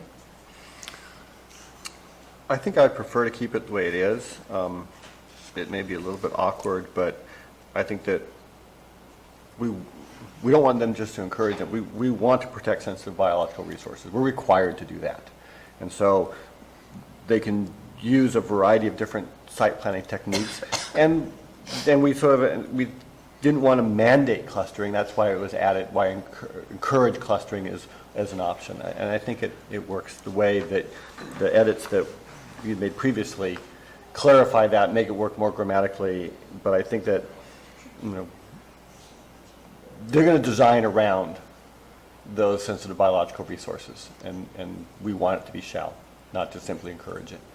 Well, my understanding, consistent with what you just said, is that do we not have in some situations buffers and setbacks that are required? Yes. So they're not just encouraged. Right. Whereas clustering is something, Right, that's what I was trying to say. a little different category yeah. of remediation, or not remediation, but mitigation. Right. So with that, I would agree that we keep it as is. That's my feeling. Yeah. Yes. Keep it as, okay. The other comment was Mr. Garibaldi. It just reminds me that there are CAL FIRE restrictions around structures. I think it's 100 feet. And, that it's addressing sort of the potential fire hazard, especially in high wooded areas. And that unless there's a development proposal, I don't think that there are, if you're not in a timber harvest area, that there really aren't any restrictions on cutting down your own trees. Well, okay, let's look at that for a second, because how does the 100-foot clearance requirement affect, for example, the 3-to-1 oak mitigation? Doesn't apply. It doesn't apply Doesn't because apply. there's no development proposal. There's no review by the county. Say again? There's no review by the county. There is not, it's not a trigger for county review. Hence, it doesn't apply. That's a CAL FIRE requirement. Okay, so when does the canopy requirement get? When there's a development project, when So if there's there's, a new subdivision. Right. And then you might look at, well, what does the overall footprint of the development, including clearance to meet, the fire safe standards. Okay, whether it's a single home or multiple homes is qualifying as a development. Each home has to have the 100-foot barrier, Well- fire zone, right? So if you do that in a development, it's conceivable that all the fire hazards in that development would be removed, and including trees. Isn't that the case? So if there is a new subdivision that's proposed, we would need to look at the overall potential clearance of native vegetation, oaks, with that development, including what would be necessary to make it fire safe. The 100-foot clearance is not, nuked earth, 100 feet around, no vegetation. Right. You could have what you don't want is, all the ladder fuels, some isolated trees are good, but not a solid canopy leading up to your roof, and certainly not a lot of understory that leads up into the canopy as well. So it doesn't mean every piece of vegetation is removed from that 100-foot clearance, but there's like 30-foot, yes, they want, removal of there from around that, although you can still have landscaping, and then the next 70 feet is where you remove the ladder fuels, you maybe separate the canopy a bit so it just can't come straight forward. So it provides an area that the firefighters can protect the home.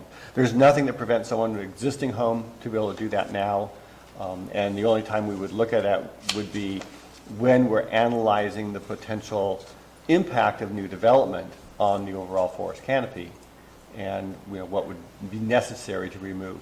Typically, we look at, for a house, on a rural lot, there's maybe an acre or half an acre of land that is going to be disturbed for house, garage, swimming pool, yard, whatever, other accessory uses are associated with the house. Often we'll recommend to an applicant that they may want to create building envelopes with their project so that they can avoid, here's an area that's sort of the ideal place to build, there's no trees there. Otherwise, we just have to look at it more generally. If you've got a 5-acre parcel and there's multiple building sites, it's going to be up to the home buyer, the home builder, to decide where they want to build. It gets a little more complex analyzing what are the potential impacts, but we do it sort of on an average. If the overall property has a certain percentage of oak canopy and there's 10 lots, and for every 10 lots there's going to be a half acre of disturbance area, so we're looking at 5 acres of loss, and you put that into if you've got 40% oak canopy, then you've got 5 times 40% is going to be you're likely to lose about 3 acres of oak woodland through that development. That doesn't necessarily mean that is going to be what happens, because most people want to protect those oaks. They're an attractive resource for their property, so they're going to work around it when they build their home. And so some lots are going to be more impacted, others will be less. We try to look at that in sort of general context of how a proposal is going to impact the oaks. Now, another way to look at it is by having envelopes saying, no, we're going to protect these oaks, and here's where we're going to designate where those, and that's up to the developer to decide they want to do it that way. And in some cases, in more higher density projects, you'll see, the whole property graded and all vegetation removed in order to accommodate the house pads if it's, a high density project. So there's a variety of ways to look at that. But when it comes to individual home homeowners removing vegetation to protect for fire protection, there are no restrictions today, nor have there been with someone not being allowed to do that. So a long-winded answer, sorry. That's all right. So any other discussion regarding public comments, or should we move on to implementation programs? Okay, we're moving on. Page 15. So maybe we can start a little bit. There was one issue, that first general measure about open space zoning. I did receive a letter from Muriel Zeller, I included that in your staff report, that pointed out the fact that there is a state law that says we are to have an open space zoning ordinance, which is sort of an oddly worded term as far as my experience. I'm not sure exactly what it means, but is to implement the open space plan, which is essentially the conservation open space element of the general plan. So we need to adopt an ordinance that somehow implements this plan. Now, it could be a component of our overall zoning ordinance, it could be a separate ordinance. There are a variety of different ways in which we identify the broad range of open space and ensure that we're implementing the general plan with that aspect. And so I reworded the measure to try to address that. That doesn't necessarily say we're going to adopt an open space zoning district, but that we, I think we just need to sort of consider this issue a little bit more in the context of the government code that's in attachment 2 of the staff report, and say, okay, how are we going to make sure that we are in compliance with state law here? The open space zone that is referred to in COS-A as we modified it earlier, is different than the open space zoning ordinance. Right, exactly. That was referred to in the government code and has been a requirement since 1973, right? Right. And as I understand it, it's not clear whether this county has such an ordinance or not. In other words, 40 years have gone by, maybe we have one, maybe we don't, maybe there's a collection of ordinances that qualify, we don't know. That's correct, yes, Okay. I agree. So I would be wary of putting into this general plan some provision that says we're going to adopt an open space zoning ordinance when we may already have one. And there is no need to put such a provision in this general plan, even if we don't. So my suggestion would be to leave COS-A as it is. As it has been revised? Yes. Underlined, as it is now with Peter's revisions? These were the edits that you made last time. Yes. Yes. Yeah. As we changed it last time. And that satisfies, does that satisfy the I requirement? think it could. I'm You a had little some- uncertain. You had some text, or... There was some discussion in the staff report on that. Right. But didn't you have some suggestion for... Well, one of the things that came up on that too was we talked about, did we want to create a zone and a map showing the open spaces on that, They're working on a revised map. right? Yes. And on that revised map, Kevin had mentioned he didn't think the ag preserve should be in the open space map. Did we ever resolve that issue? I think what we were going to do was revise the map so that it differentiated between lands covered by conservation easements, which were not broken out on the map, and other lands that are Williamson Act, AP zoning lands. And there is overlap because some Williamson Act lands are also covered by conservation easement, but the existing map didn't show you Right. all of the conservation easements. And that was what the revision was going to be to the map. Right, and I'm still trying to, I meant to bring that in today to sort of show you where I've got so far. There are some areas that are some conservation easements that were identified to me, and I've contacted the State Department of Fish and Wildlife to get a complete list of what they have. And I got a call back a couple weeks ago saying I'm trying to track that down for you, but haven't got it yet. Okay. And so I'm still working on that. And so it seems to me that if we leave it as it is, and we are required to have an ordinance, or we already have an ordinance and it needs to be relooked at, with the or equivalent seems to kind of capture that, I would think. Yeah. So I would think that an open space zoning ordinance is very broad and has, there's a lot of different ways that we recognize open space. And for example, part of the productive open space of agricultural lands are identified through our AP zone. They're lands under Williamson Act. They're currently considered open space for the purpose of resource production.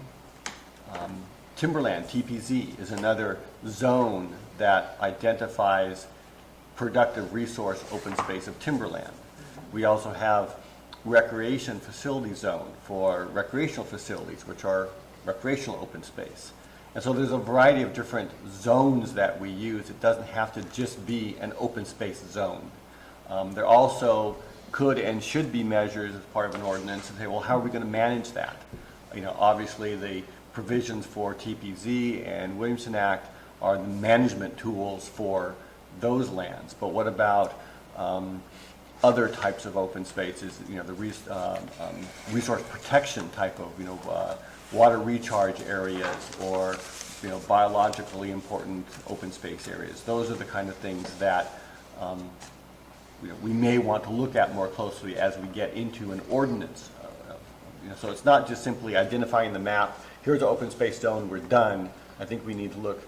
Okay, once you've identified it, what are we going to do with it? What's allowed use on those properties? If they're private properties, how much, if any, restrictions are going to be imposed?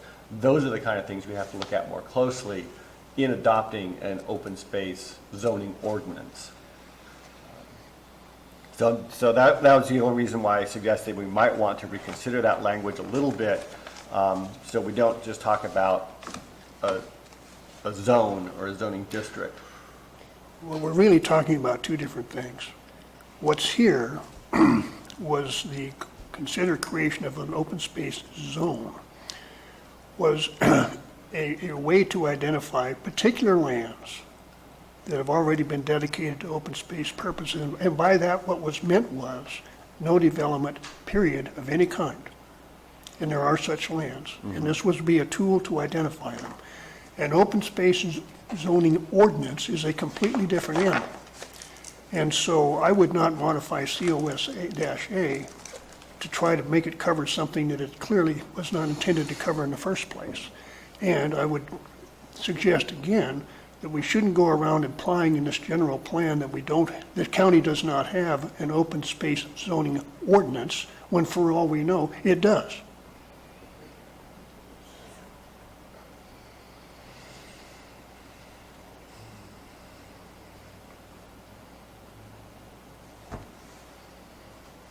Peter, did you look, obviously I'm sure you did, but did you look for a ordinance that could have been created since 1973 regarding that? I just looked at our code to see what might be in it already. I didn't go back and research all the historic ordinances to see what might have been adopted. Because it seems like to me that we could create ourselves a really big problem if we already have an ordinance since this mandate came down in 1973 and we write another one over the top of it.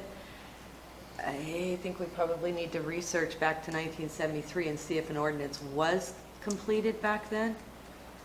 I mean, we could be creating ourselves a whole lot more problems if we've got two ordinances that exist, if we create a new one.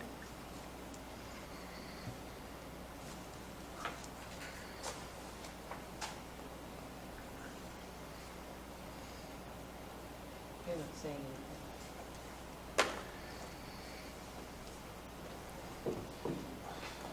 Open space zone. Do you remember? No, I don't know. You were here. Do you remember? I remember that I was here.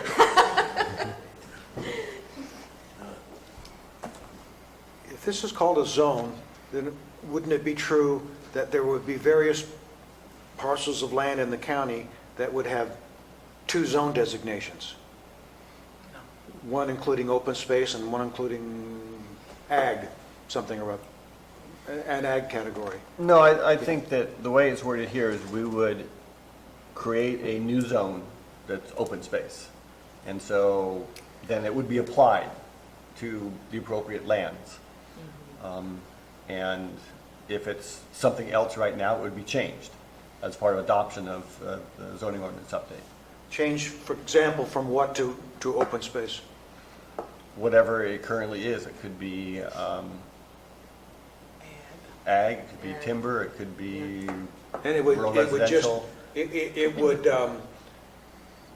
all of the conservation easements then would be, I'm not necessarily saying that I don't know what it would do. I'm not saying that anything that's under conservation easement would be zoned open space. It may not be. It depends on the terms of the conservation easement.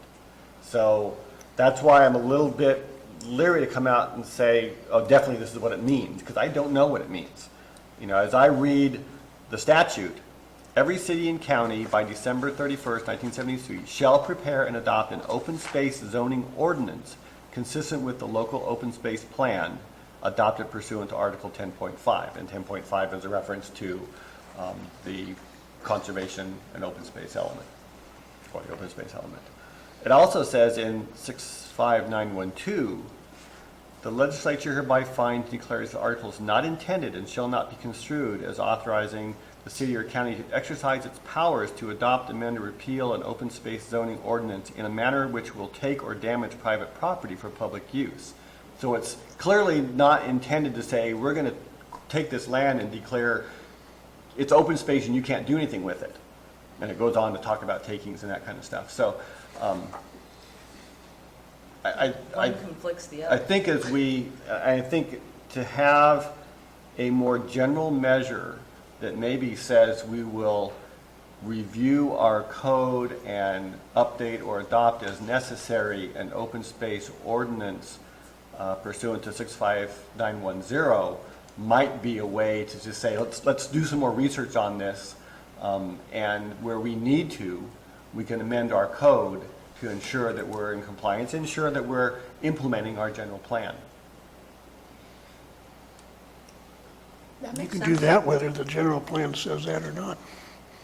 Well, we sort of have to, but this just sort of gives us, again, sort of a list of the things we need to do to ensure that we're implementing our plan. That's sort of the point of the implementation program. but then that wouldn't,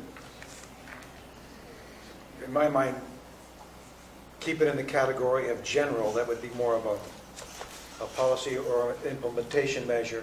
Well, it is an implementation measure. It says what we're going to do. As a general implementation measure versus a specific one. Well, rather, if we adopted an ordinance in 1973 or there around,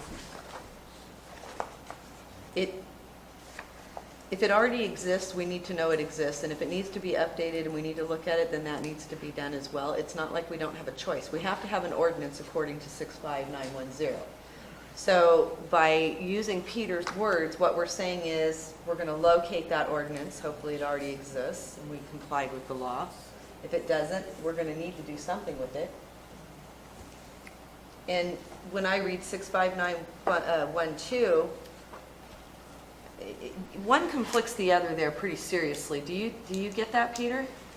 When you're going from 10 to 12? I would like to see if we have an ordinance. If we don't, I think that kind of the language that you're trying to use is good because it does get us into compliance with it one way or the other. If it's there, we review it. If it's not there, we need one to comply. Yeah, I don't see, when you talk about the conflict between 10 and 12 Yeah, on the between state law? 10 and 12, it's I mean, obviously it was not meant to conflict. I wasn't the crafter of that law back in 73. No, was still in high I school, know, so I don't know what- understand that. But it's confusing, and I think that as we get into adopting revisions to our zoning code to bring it into conformance with the general plan, we'll need to look closely at that and do some more research as to what have we done, what was the intent, are there case laws associated with that provision of state law that have applied to other counties that we need to consider?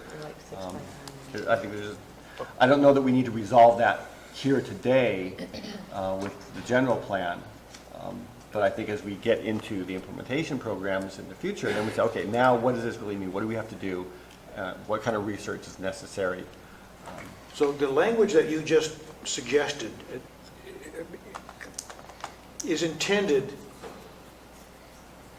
to allow for all the legal analysis to happen later, Right. not now. Not Right. require it now to come up with a definitive implementation measure, but to allow it to happen, allow us to adopt that now and Declare our intent that this is what we're going to do in the future to ensure that we're in compliance with this law and to ensure that we implement our conservation open space element. And how did it read in your, it was kind of general, but I think you were on the right track. I was trying to write down after I wrote it. What did I just say? Revise the county, or review the county code and revise as necessary, or adopt a new open space zoning ordinance to implement, In pursuance pursuant to section, to be in Yeah, compliance yeah. with 61590. something along those Yeah. lines. Huh? Well, 1011 and 12, right? Don't you want to do the whole thing? 10 through 12. Well, You could just say with state law. And Fine, not- you can and not- say state law. And not cite the yeah. sources. I don't, I like by that. saying 10, you don't, I mean, it implies everything else that goes with it. This is the one that says you Fine. to do it. This just provides additional guidance as to how Okay. you're going to do it. I'm with you there. Then, and that was one sentence, and that was the period right there, right? Yes. Okay. I'm good. Could you read it again? No, that's not. Review the county code and revise as necessary, or adopt a new open space zoning ordinance pursuant to Government Code Section 10, Yeah. 95, whatever it is. You know, I kind of like David's idea of going 65910 through the 12, because I don't want to just look at 65910 and leave 12 off. You could I just like say- the way They're saying it's 12 is a worded. necessity, but why not just put the dash in there I and do like agree. they did here in the ordinance, or in the code, in the article? 65910 through 65912. Or Okay? the other way to say that is just add the et sec at the end, Right. which is everything else in that Everything article. else that applies. And having, and I'm for that, I like that, but can you tell me, 6.5. as an aside, what light Article 10.5 sheds on this issue?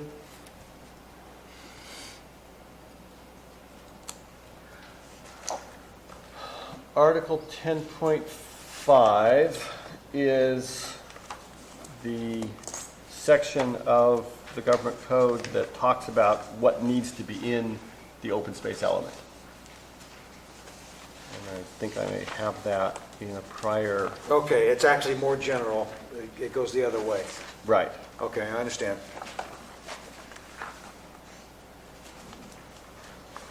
So are we good with that revision? I'm good with the revision. Okay. Yes. All right. Let's move Well, on. it's not a revision, is it? It's a new provision. Yes, but Yeah. Well, it's a swap out of that. it's a swap out, yes. We're taking existing one out and putting in the new one. So COS-A, as it now sits here, will be out? That's out. Yeah, replaced. I didn't get that. That's not what I was getting. I thought we were revising language in here on the COSA. Well, we did revise that. Are you saying that we keep them both? It was a revision, it wasn't a strikeout. If we struck it, that's not what I understood. Did you understand that? Well, it's going to read Well, as it's- Well- what Peter just read, right? We That's going to could- replace this. Yeah, we could, maybe we want to save the second half of that, so we'd strike, consider creation of an open space zone or equivalent, and instead put, review the code as a means to identify lands that have been dedicated to open space purposes for managing unique, important, and significant, so leave all that in there. That's what I thought we were Okay, doing. that actually makes more sense. I had put it in as an edit, a revision. I didn't put Right, it in as okay. striking anything. Agreed. Okay. All right, so we're off to water resources, water quality. That. If there's anything?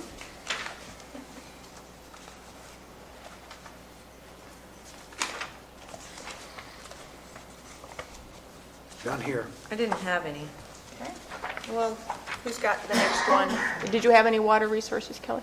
No. All right, biological resources. Not until we get to 2D. All right, 2D? Wait a second, I had a question about, I had a question about 2D. Was that what you just said, Yeah, Jeff? 2D.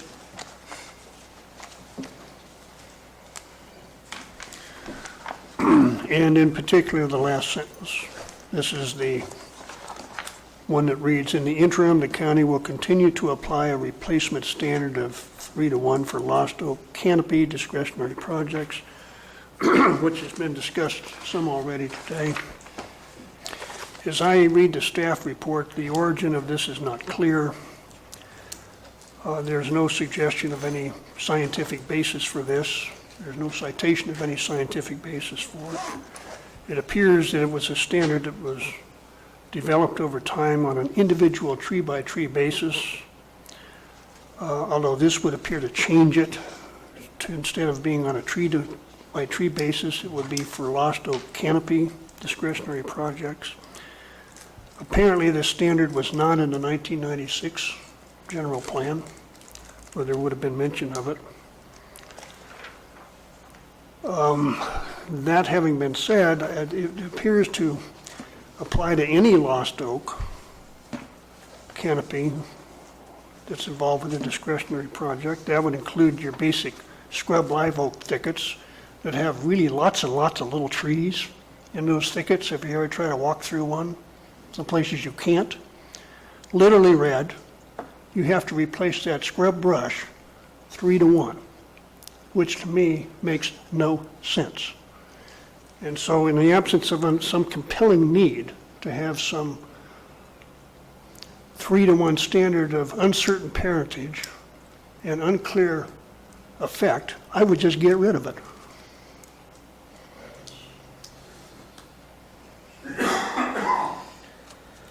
So the state law doesn't differentiate between the species of oak. It's any species of the genus Quercus.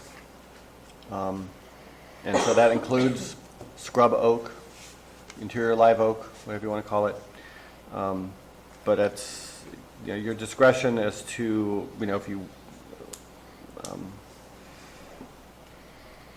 the 3-to-1 ratio has evolved over time. Yes, it started off as a tree-to-tree replacement requirement, and then through for the last 20 years now, various projects and the environmental review that has been done, the mitigation has sort of evolved to that makes more sense to replace canopy rather than tree for tree. A 24-inch oak is hard to replace with a sapling. And there's sometimes different inch requirements. I mean, some jurisdictions have adopted that for every inch of tree trunk that's replaced by, so if you have a 24-inch tree, you have to replace it with 24 1-inch tree saplings or something like that. It makes more sense, and the whole purpose of the protection of the oak woodland is not the protection of the trees themselves as individuals, but protection of the habitat that's created by the oak woodland. And so looking at canopy makes more sense from a biological standpoint, and for the whole purpose that the state law says we're supposed to protect oaks, and that the impact of development on oak woodland habitat has.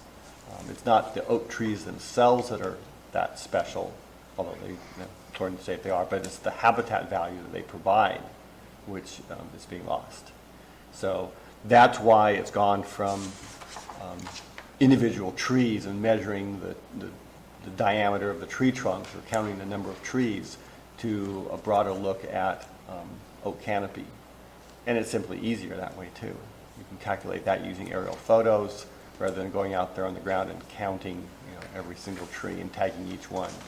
So when you're saying canopy, are you looking overhead at a square footage area and saying we need another replacement of square footage area in the canopy? I guess that's not clear.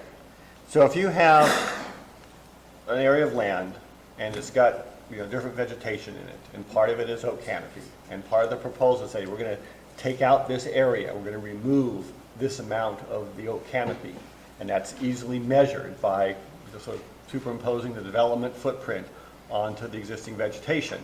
Okay, there's this much oak canopy that's going to be removed, and so it needs to be replaced or mitigated, and we talked about that earlier, at a 3-to-1 ratio. So it's not, then you don't have to go in there and count, okay, now there are 48 trees or 480 trees or whatever the number might be within that area. You just say, okay, here's the area, and then you say, okay, if it's an acre, then we need 3 acres. So I think part of maybe the question is the definition of canopy. I mean, is that defined somewhere? What percentage of the area land has to be considered with trees to be considered canopy? If they don't have a canopy, then the mitigation wouldn't apply, right? But what is how do you define canopy? Because even in the, this calls it in D2D, it calls it oak woodlands, and then it doesn't talk about canopy till the very end. So I think that might be part of the confusion about it. I mean, what is it? How do you define canopy? Well, it's the area of the vegetation that's encompassed by the oaks. So if it's 1 acre, it becomes 3 acres. No, I mean, I guess my question is, if you're looking at an aerial view, How many trees is it? trees, and you can have, when do you consider it a canopy? I mean, is there a threshold? I mean, if you have a tree here, tree there, tree there, tree there. If Yeah, you draw a circle 10%, around all of those trees that she's What talking do you about? consider a canopy? Yeah. well, this is where it gets a little complex, and it depends on how we adopt the future ordinance or the, what do we call it, the mitigation program, that the way the state defines an oak woodland is anything with a canopy of 10% or more of the area with oaks. And so you have, if it's less than 10% oaks, then it's not considered oak woodland or oak forest canopy. Well, wait a second. Take a chunk of land, the size of that screen there, and for it to be a canopy, only 10% of that area from looking down from above has to be ground that you can't see because there's because of the leaves of the oak tree. That is a definition of oak woodland. So then, of that, you can avoid that by placing your development outside that canopy. You're not disturbing the oak canopy, you're good to go. But only 10% equates to a canopy? No, only 10% makes it oak woodland. Okay, what makes it a canopy? The canopy is the actual footprint of that part you can't see. That can't see the ground That's from the above. canopy. Yeah, That's a the canopy. And if it's less than 10%, then there would be no It's not mitigation. considered oak woodland, and there may be other provisions that you want to protect that tree. Okay, because of its woodland shooting. versus canopy in terms of what has to be done for mitigation purposes. A woodland is 10% covered with oak trees. Right. Okay, it can be a pasture with a few oak trees in it, and there's your 10%. No, it has to, it's not just, you can't have like the trees interspersed. You have to have a canopy, 10% of a canopy. No. Right? No. What I'm saying, and we're talking two different things, apples and All right. oranges. The definition of oak woodland is, by state law, if you have 10% or more of an area that has a canopy cover of the genus Quercus, oaks, regardless of what species they are. And so then you have oak woodland. Then you have to look at, okay, if we're affecting this through our development, we have to mitigate somehow. Now, one way to mitigate is say, okay, we're going to shift it over so we're not affecting that canopy area, which is the area covered by the tree itself, the drip line of the tree. And so,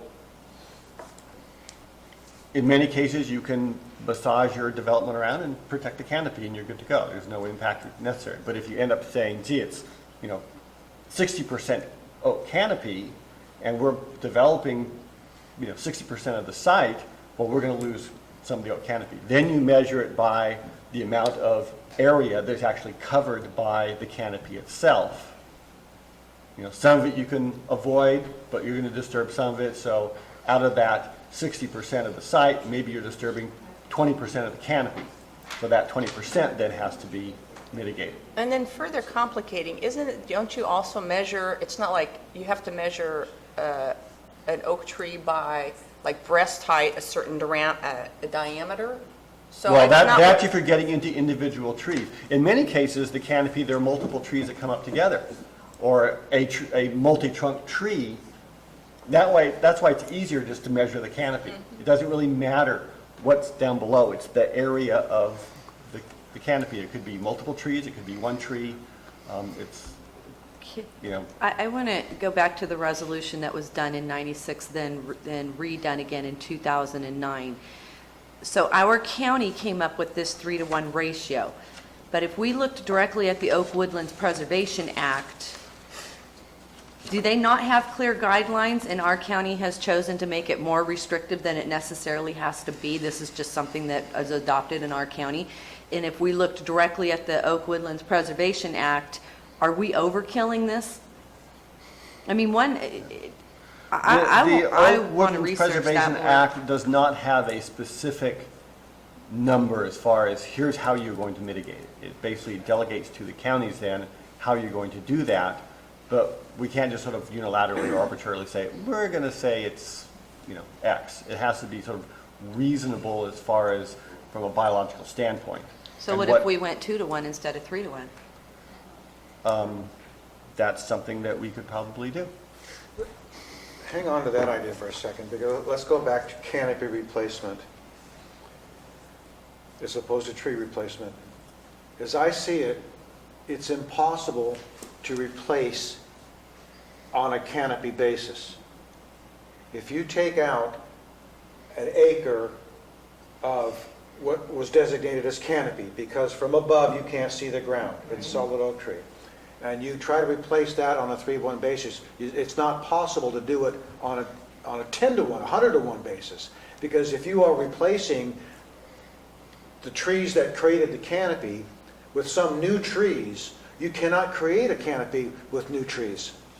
It doesn't qualify as a canopy.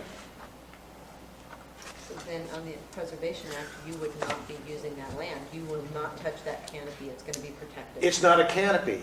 The existing one is, and you want to use that land. So what they're saying is, in order to mitigate you using that oak woodland area, that canopy, you would have to mitigate it somewhere else. Yes, but you can't mitigate it by creating canopy. You can only mitigate it by set-asides.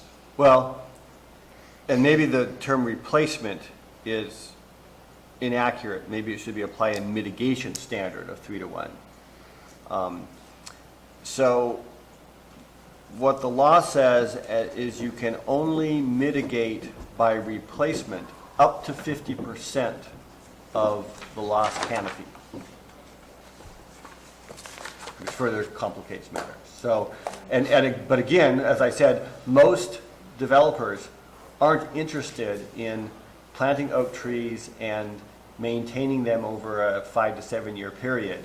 They would rather just say, okay, where do I need to buy? Or other counties or cities have adopted a program that says, okay, we're going to manage it, or we're going to have some other agency manage it. You pay into a fee that says, here's the value of that land.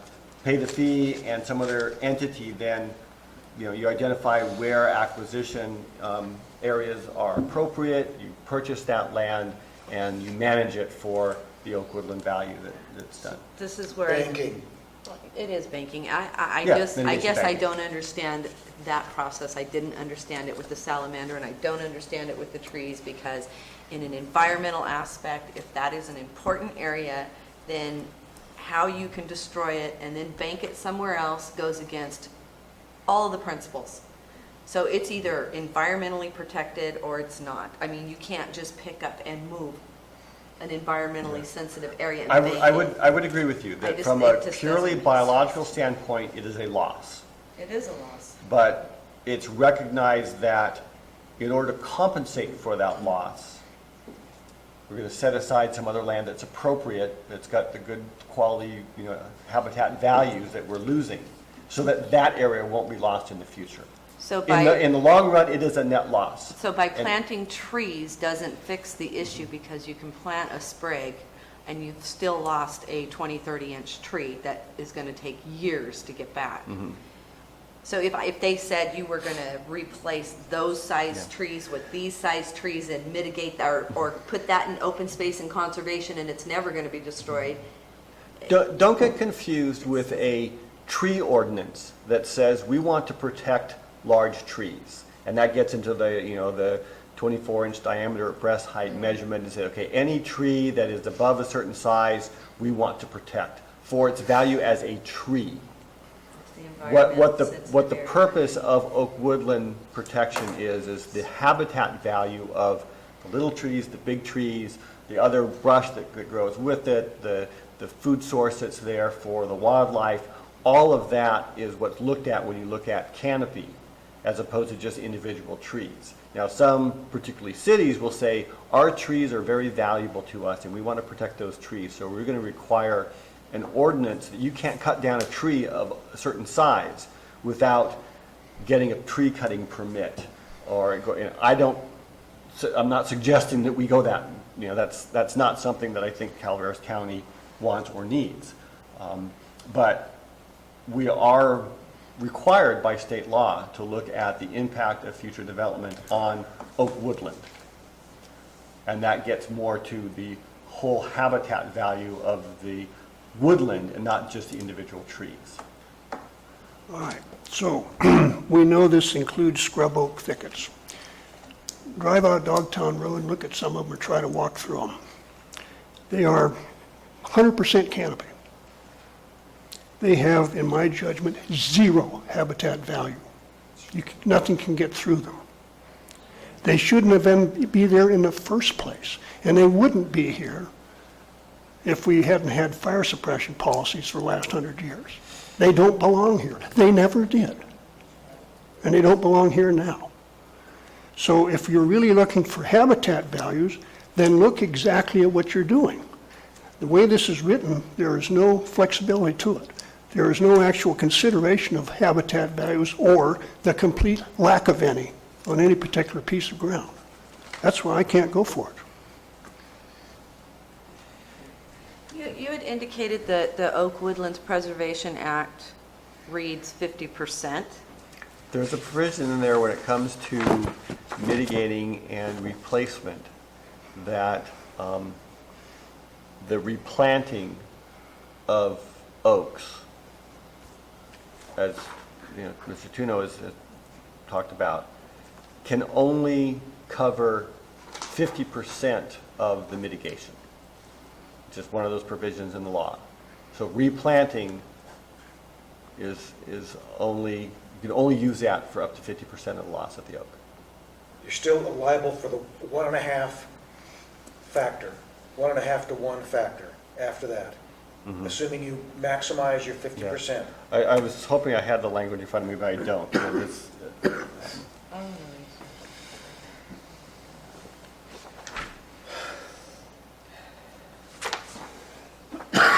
Got an opinion? Of course. I have Let's an hear opinion. it. You don't want to hear it. I do want to hear it. Go, Ted. Go, Ted. No, it's just we're spending a lot of time on something I'm not sure just is justified by what's going to come from it. Look, let me, These trees are going to have to be a long time before they replace the canopy, certainly. And there's a mortality rate of the trees you plant. So whether the 3 to 1 is even a real number, I don't know. Okay. And I actually have a question. Is a scrub oak thicket, is that a bush? I know what you're talking about, scrub oaks, but I mean, is it, yeah, I mean, so there's, They grow would really that be close together considered a canopy? until they die. A scrub oak thicket? That might be like a hedge high or something? I mean, I wonder if that would even be According to considered. state law, yes. Okay.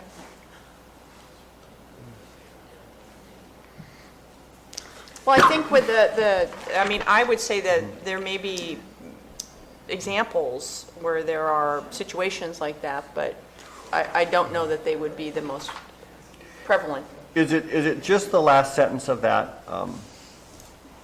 Yes. That measure that's the problem? Yes, and I just Well- can't see locking ourselves in the general plan to this even as an interim measure, because it may take a while before it gets replaced. So yes, it's the last part of that, but even if we struck that last part, we have a resolution on our county books that throws it back in whether you want it or not. No, there's no 3 to 1. And there is, in 2009 is when the 3 to 1 ratio got added. By the planning department only, not by the board.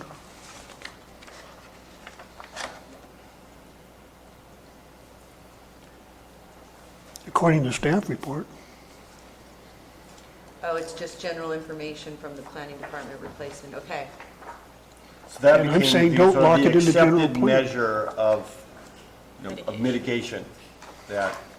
Would there be any value in just maybe separating for purposes like this between the live oaks and the big heritage oaks that the live oak will never become? I think under No. the Preservation Act, it covers them all. Yeah, it does. What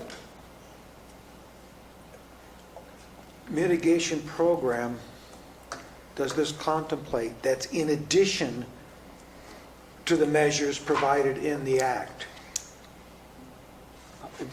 Why, what does the act require, and where do we contemplate going beyond that?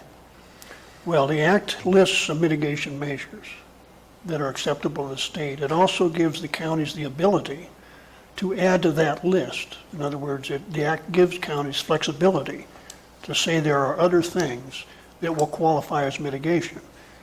And what we thought we would do was take advantage of that act to the extent we can do it, and allow the people in the county more flexibility in mitigation than the act itself, read literally, would permit. We don't know what they would be.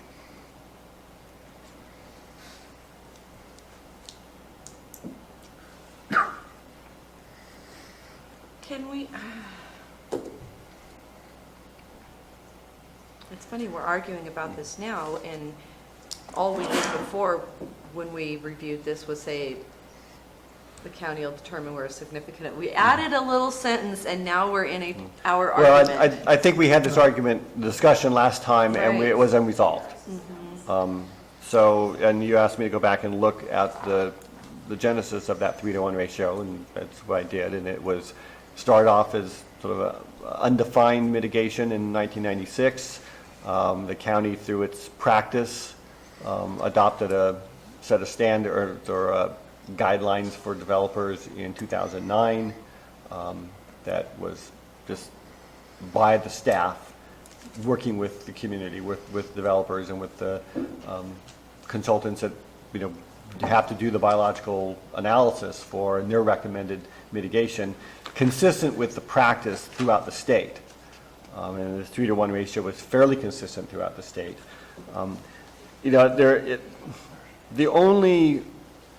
The benefit to having an interim standard in there is that when we prepare the EIR for the general plan, there will be a discussion of, well, what happens in between times before you adopt this mitigation program, before we adopt any of these things. There's going to be a period of time that development is going to occur.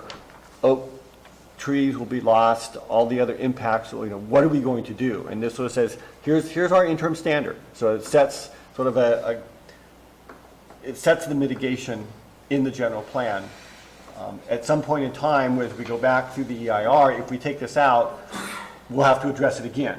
Well, what are we going to do in the interim? But don't we have other measures, Mr. Maurer, that they can address that? We have the encouraging of clustering as one of the mitigation measures, correct? I mean, we are talking about discretionary projects, so in the interim, we're going to encourage clustering to avoid impact of, to avoid taking of oak canopies. And avoidance, but if you can't cluster and you can't avoid, we need to have some standard for, Protect the environmentally sensitive area. And also it sends a signal to, developers that, we have this, it's not like a wholesale, cutting of, of oak trees, that we are, we're bound to look at keeping our oak woodlands, and so it gives them a heads up that we have this standard as well. Okay, prior to the planning department adopting this as an internal policy, 3-to-1, what did we use? I'm not sure. I don't know. I mean, that was 7 years ago. It was sort of on a case-by-case basis of what was negotiated and, developers browbeat into through the hearing process of accepting it. I'm Well, and guessing. since I've been here, it's been the standard that we've Okay. applied. If we were to keep the language that's in there currently, am I getting this correct, that it prevents them from having to do an EIR because we have the language in there? It would address the impact of oaks. This is how you mitigate oaks. If you do this, then it's considered mitigated. It wouldn't address anything else, so an EIR could still be required. But it would be considered our adequate mitigation for the impacts to oaks. So they'd still go out and find a frog and then another 3-to-1 on top of another 3-to-1. I get it. Okay. Got it. You need that language in there. I think it's important. I think it's worthwhile having in there. I know that not everyone like agrees, and I think it's the overall policy of, every oak tree, all the oak woodland has value. That is the debate. And unfortunately, that debate has already been made for us. The state law says it is. Now, we could come up with what we believe to be adequate mitigation, and I think that is the purpose of this whole program, this whole measure, is that we will look at that, and maybe 3-to-1 isn't what we end up on. Maybe it's 2-to-1. Maybe it's something else entirely different. But we don't have the time to go through all of that level of analysis right now. This is the general plan. Let's get into the specifics when we're implementing it. But in the interim, we'll use this 3-to-1, which we've been using for at least 7 years, if not longer. Let's use 2-to-1 until all the studies are done, and then if they tell us we have to go back to 3-to-1, do that. Well, I don't think we should use any, because you've been able to struggle through without this being in the general plan for the last 8 years. You put it in here, you can't change it without a general plan amendment. It doesn't take account of real habitat loss or lack thereof. When you get to a particular project, I don't know any reason why, under the state law, maybe I'm wrong, you can't look at what's happening on that project and what's being taken out and decide what is the habitat loss, if any, and mitigate accordingly, if any is required. This is a broad brush, one-size-fits-all, locked in stone provision of a general plan that you people are asking for, and I'm not in favor of it.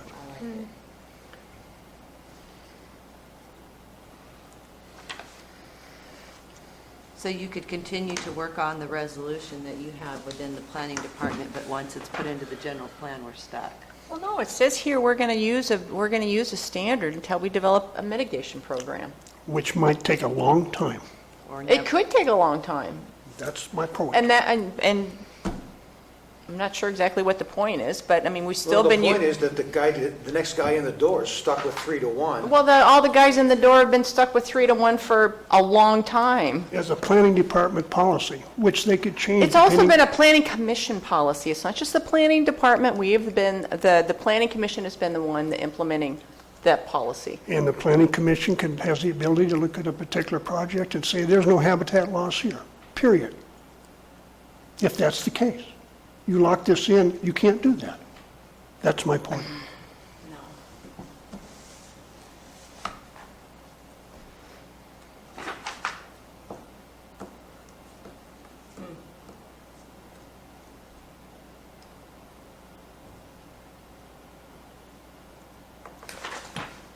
So where would you like to go from here? I'm in favor of keeping it. Maybe we should just have a, Ted? It's been 3 to 1 for quite a while, and we've survived it. I'm not sure it's good, but we've survived it.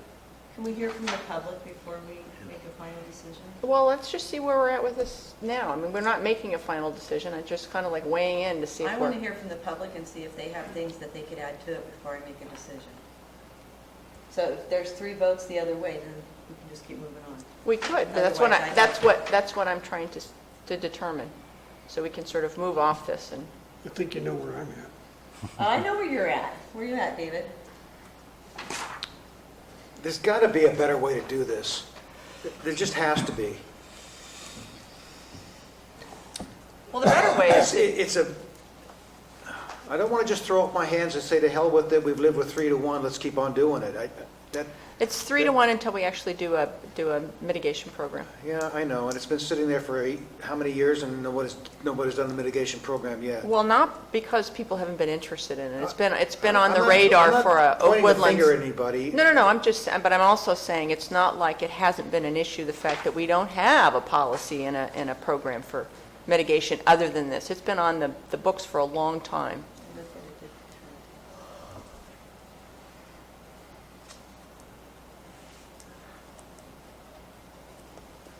Where discretionary projects are otherwise subject to mitigation efforts, and this isn't the only area. I don't recall us having a standard parallel to this 3 to 1 Oak standard. Don't we just say, I don't recall any other similar program or policy where we set an interim standard. I'm trying to recall, and none that's coming to mind. That doesn't mean there wasn't any, but I don't remember any so far. And that's why this calls attention to itself for me, is that this is the first time I've seen where we've got this interim policy of a specific nature for discretionary projects where we don't have them elsewhere. We don't have them with respect to other mitigating factors. For example, erosion control and grading and that sort of thing. Don't we just say, we need to look at that, we need to minimize the effects of the water drainage and whatnot, and there's various ways that we know how to do that, and we'll look at it on a project-by-project basis.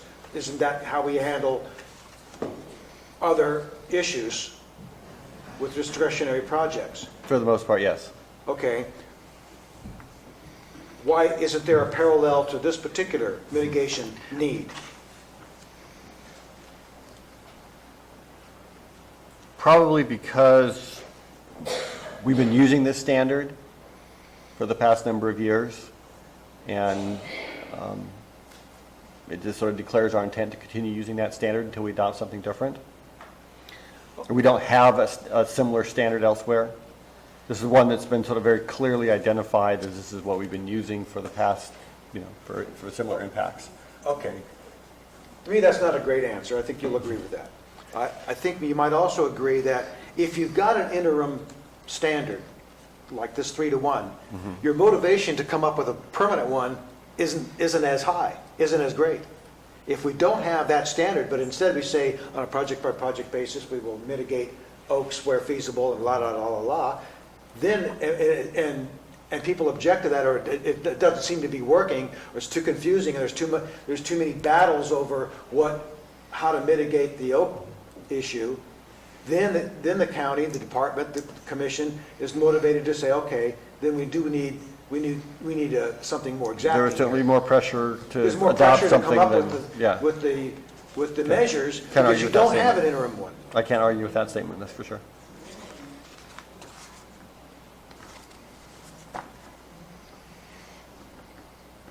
So that, for me, is an excellent reason for eliminating the last sentence. And it would have to be, let's see, without it,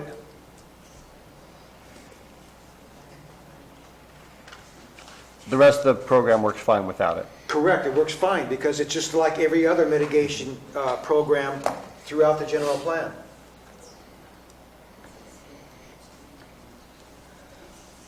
You just got your way.